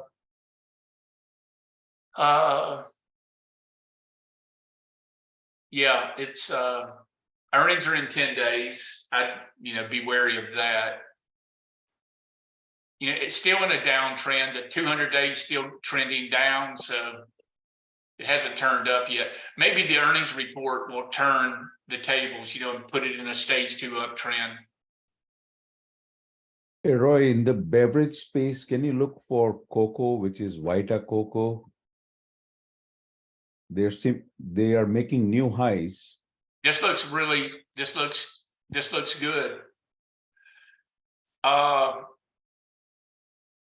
And we're watching it and look at the numbers. And I like the product. Bye-bye. Bedtime. Thank you. Yeah, it's a truly healthy product. So, and obviously they're I think #1 in the industry group. In that space, in that product space. The category, yeah. In that category. Yeah, I like it. The numbers are really good. This I wonder if this turns into something like Elf Products. I mean, look at that. Look, see the IPO. See, once he gets to the 52-week high, once he gets through all this overhead and goes to an all-time high, see, then game on. See, this stock's up almost 100% after the all-time high. It's up 75%. there's your setup right there. And, you know, new company, the numbers are great. I'd love to buy it on a pullback, but, you know, yeah, I like it. I guess that just shows we haven't missed anything yet, because a lot of these stocks aren't taking out their all-time highs. They're just coming up the base, the right side. It's, you know, to me, yeah, you know, obviously you guys can, you know, you can see how bullish that I am, you know, when I look at this stuff under the hood after a 2-year bear market and, you know, in FFTY, now it's turning, you know, I know how to make triple digit returns. And I mean, there are a number of these that are starting to perk up, and you know, you're going to ask yourself, well, which ones do I buy? You know, they're starting, like all these stocks that we looked at. I guess you just have to have them on your monitor and wait. You know, you don't buy them all in one day, but, you know, just try to incrementally get into them at logical places where they come in or consolidate. But it started, I think a month from now, we're going to have so many stocks that we're not going to know what to do. But, you know, with the euphoria in the market, we could certainly have a sell on the news tomorrow. Let's take a look at the Qs, because I mean, you get a pullback. I mean, a pullback to the 21-day would be healthy, but it's going to be scary. See, that's how much is that? That's 5%. So a 5% pullback, and, you know, in these growth names, they're going to pull back 5 to 10%. You know, and you're going to be, you know, you're going to be, you don't want to cough them up like right when you should be buying them. So you need to have a little cushion, but we're not selling these things that come in when we have cushions of, you know, we're not going to sell this Celsius if it comes back into, you know, the 21-day. You know, I saw this has like a 25% or 20% short float or something. I'm like, who is shorting this at this price? Yeah, Wes and I were talking about who would be short interest 10 days, 9 days at 9 days. What's the average volume? So that's 9 million shares short out of a float of 10 million shares short out of 34 million. That's huge. Wow. Yeah, this thing could definitely double then from here if the short's got it covered. I mean, just if you're looking at this stock without taking out the noise, I mean, this is, I can't believe that I don't have more of it. You know, it was so difficult because like these past, you know, since the market's been going up, I was so used to this hit and run market, you know, that we've been in, right? Oh, you make a 10% gain, you better take it off the table or else you're gonna give it all back. Yeah. So it's kind of like I'm trying to flip that mode, you know, to like ride the 21-day, you know, ride the 50-day, like as long as it's uptrend, you know. I think you flipped the switch. I think you made that transition. I mean, yeah, there's so many stocks. If you're up 5%, you've given them all back this year. You know, you're up 5%, and you know if you don't sell the 5%, you go negative. If you go negative, you take a 5% loss or 10% loss. It's been that whippy until like 12 days ago. And Roy, in a rush to get invested, I bought the IPO ETF. And I'm hoping to upgrade to some individuals, but it was looking pretty good. We've talked about it. We've talked about it at great length, and I've tweeted about it as well. And I think Wes has got his IRA here. And, you know, so this should, all these stocks that we've looked at, these IPOs that we've looked at, this is probably a good way of playing it and it's so beaten down from 77 to 28, down a commensurate amount of these stocks that we've talked about. See where it's broken out of that 30, 130, see breakout. And, I think this, I like it, as an ETF. I like it, there's a setup. Roy, I've got a question. This is Bill. And this question is for you, Roy, as well as everybody on this call. Has anybody had success in using buy stop orders? For example, I can't watch the market all day, and I may have to go to the doctor or somewhere. And I've never used buy stop orders, but I noticed you mentioned tonight that you have done it on a few occasions. What are the pros and cons of doing that sort of thing? Well, I don't do them in the fund because it's too big, and I don't want to get. I can do it again. I can't do it like with the $5 million buy stop because there's too much slippage, leakage. But I do it in my personal account, but what I have done is I really like to put in case the stock would be bought out. I'm afraid that like Celsius would be taken out and go up 100%. Yeah. And if I put it in for good till canceled, normally I put a buy stop for that day where I'm sitting there watching it, but I put a buy stop limit, and I put the limit like 10 cents above the buy stop area where I'm not going to get filled, where it goes up $30 and I'm paying, I get filled $30 higher. And that's happened to me before, once or twice.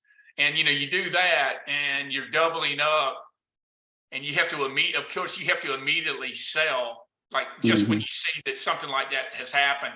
But if you put a buy stop limit and give it like a 5 cent or 10 cent cushion, so you're not, so they're not going to feel you, you'll right miss. away. Yeah. Yep. But like I can't watch the market every day, and I have to be out some days. But I can put the order in the morning, either on my account myself or through my broker, either way. Bill, I used to. If we wait for me to be in the stock, if it does break out that day, I'm looking for a breakout. Is where I'm thinking about trying it out. I used to exclusively do it where you do your homework at night.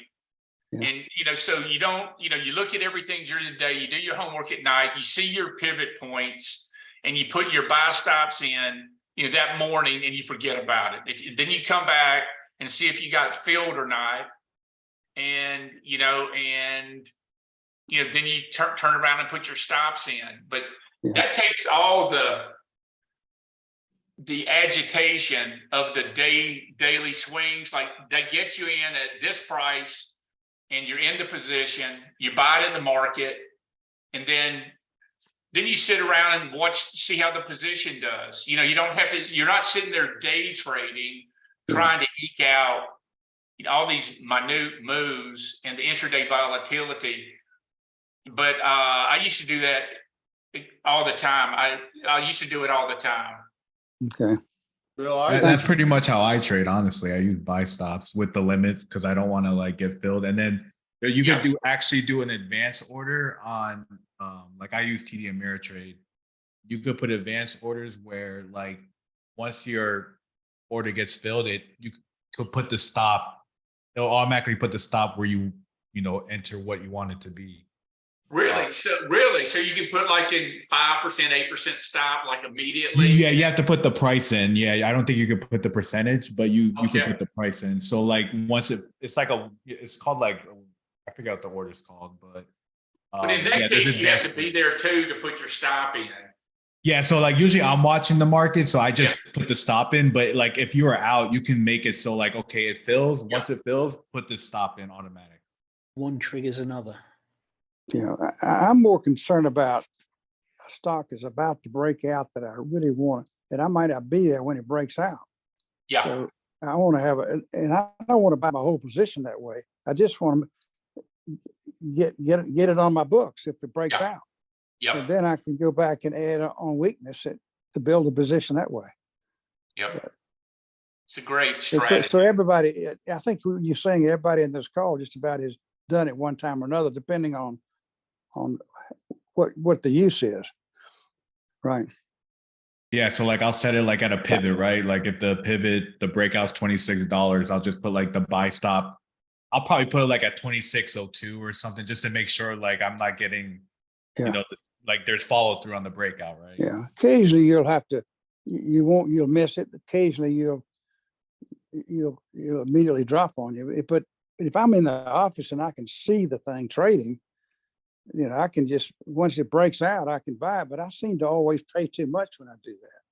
And I'm just wondering if I might try some of this buy stop stuff to get started anyway, you know. I don't use them much because I don't really buy anything until after 3:30. I you know, and I don't really trust the price except near the close. So it's very rare I'll buy before 3:30 in the day. Well, me and you are like the opposite. I only buy like from like 9:30 to 10:30, and then I just set my stops and go about my day. But no, yeah, I see what you mean by that. Yeah, I'm looking for stuff that I'm going to hang on to for a while, and I do increment in. I'll take about, you know, I'll start at 1 to 5% type steps. We had a comment, let me see, DC Dub to everyone, Dexicom. We tried this stock several times. I love the company, what they do institutionally. Earnings, you know, of course, they make the continuous glucose monitoring systems. They got FDA approval for their latest device that's smaller, more productive. They have the leading device in the business, and we know how you know, obesity and what's the disease? Diabetes, how prevalent that is throughout our society. And we actually sold that we actually owned the position a couple of times, but and I think I mentioned this on Twitter, we got kicked out of it right here.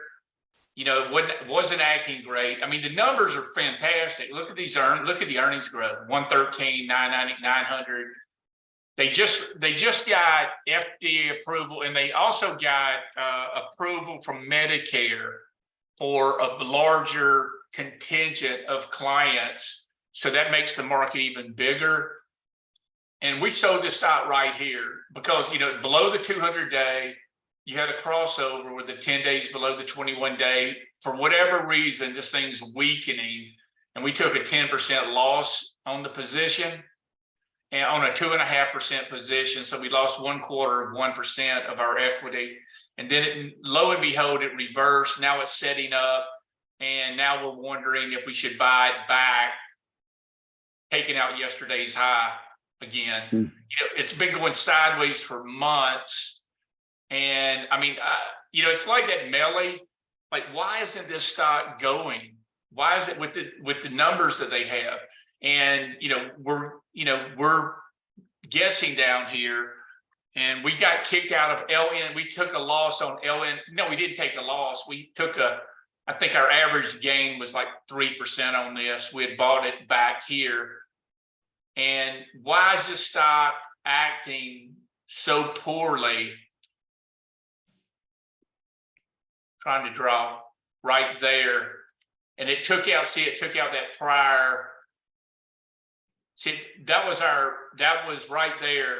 That was our uncle point where it was down a bunch that day, came all the way back, but just showing this abnormal weakness. You're the 10 days below the 21-day, but look at the numbers. So the numbers up 52%, 400%, 900%, 700%, great revenue growth, very strong, cheap stock. We don't really look at PEs, but I wonder if this is going to turn right here the way Dexcom shook you out. But, this is, it broke out, see at a 52-week high, came back in, went to new highs. This was a buyout rumor from, I forget, Boston Scientific, maybe, I'm not exactly sure. But anyway, stock had abnormal action where a competitor came into the market. That's what created this volatility right there that day. It was holding up great. We were ready to press it at 101, to double up, to average up. And then you had this nasty day right there. So if it's the real deal, in terms of if it's got legs, it's shaking you out here. I drew this trend line because if it takes out 81.28 and then comes back and crosses above 81.28, we would buy it back. So if it shakes you out and it undercuts a prior area like this, where it was clear support, that's where everybody's stop is going to be at 81.27. And so you look for it to come through here and then rally back to 81.28. Then you put the position back on right there. That's a tactic that you use when these stocks undercut prior areas when they're in uptrends and then consolidate. Hey, Roy, can we look at the monthly chart for Dexcom? Yeah, I think it's a long term. It's produced very good returns on a long term. you're right. Look at that. That looks great. It's a matter of, why did we get stopped out? And it's when you look at probably a matter of position size or not impeccable timing. But look at that on the monthly. This is exactly what a long-term leader sets up to be. This thing looks great on the monthly. Yeah, and now that they're the D7 or whatever their version 7 got approved, I think that again differentiates them from their competition. I think it's Abbott or somebody has a similar, not as good of a product, but it gives them that market edge again. I think you're right, Amit. I think it's an institutional stock that's got the demographics are right, and Tandem's in that business along with who's the other one? iRhythm. Yeah. There's a competitor out there. Yeah, who's their, Had insulin dependent diabetes. She's 62 now. She's had it since she was 22. And she uses all Dexcom stuff that her doctor wanted her to have. And she's been using it now for years. And all the new models, they change and get better all the time at Dexcom. PODD, insulin. They're the big time dominant player in treatment of type 1 diabetes. People who have to take insulin all the time. And I know their model, it's approved for type 1 and type 2. Look at well, this. They got they got them both, but basically type 1 is where they dominate. Okay. Look at this Insulet. See, this was a competitor that came unglued. Yeah. And that's probably what happened. You had, I don't know what the news was right here, but that came unglued, and that probably is why Dexcom had some weakness, like right in here. Guys, I think I'm gonna call it a night. It's been terrific visiting with you, sharing with you, exchanging views. I always appreciate the people that tune in and listen to what we have to say, and we always learn something as well. We hope that you guys found it interesting tonight, and hope that we provide you some guidance to stay on the same page and may you continue to prosper. And thanks for attending. Thank you, Roy. Thank you, Roy. Good meeting. Thank you, Roy. Good night, guys. Good night, everybody. Thank you, guys. Good night.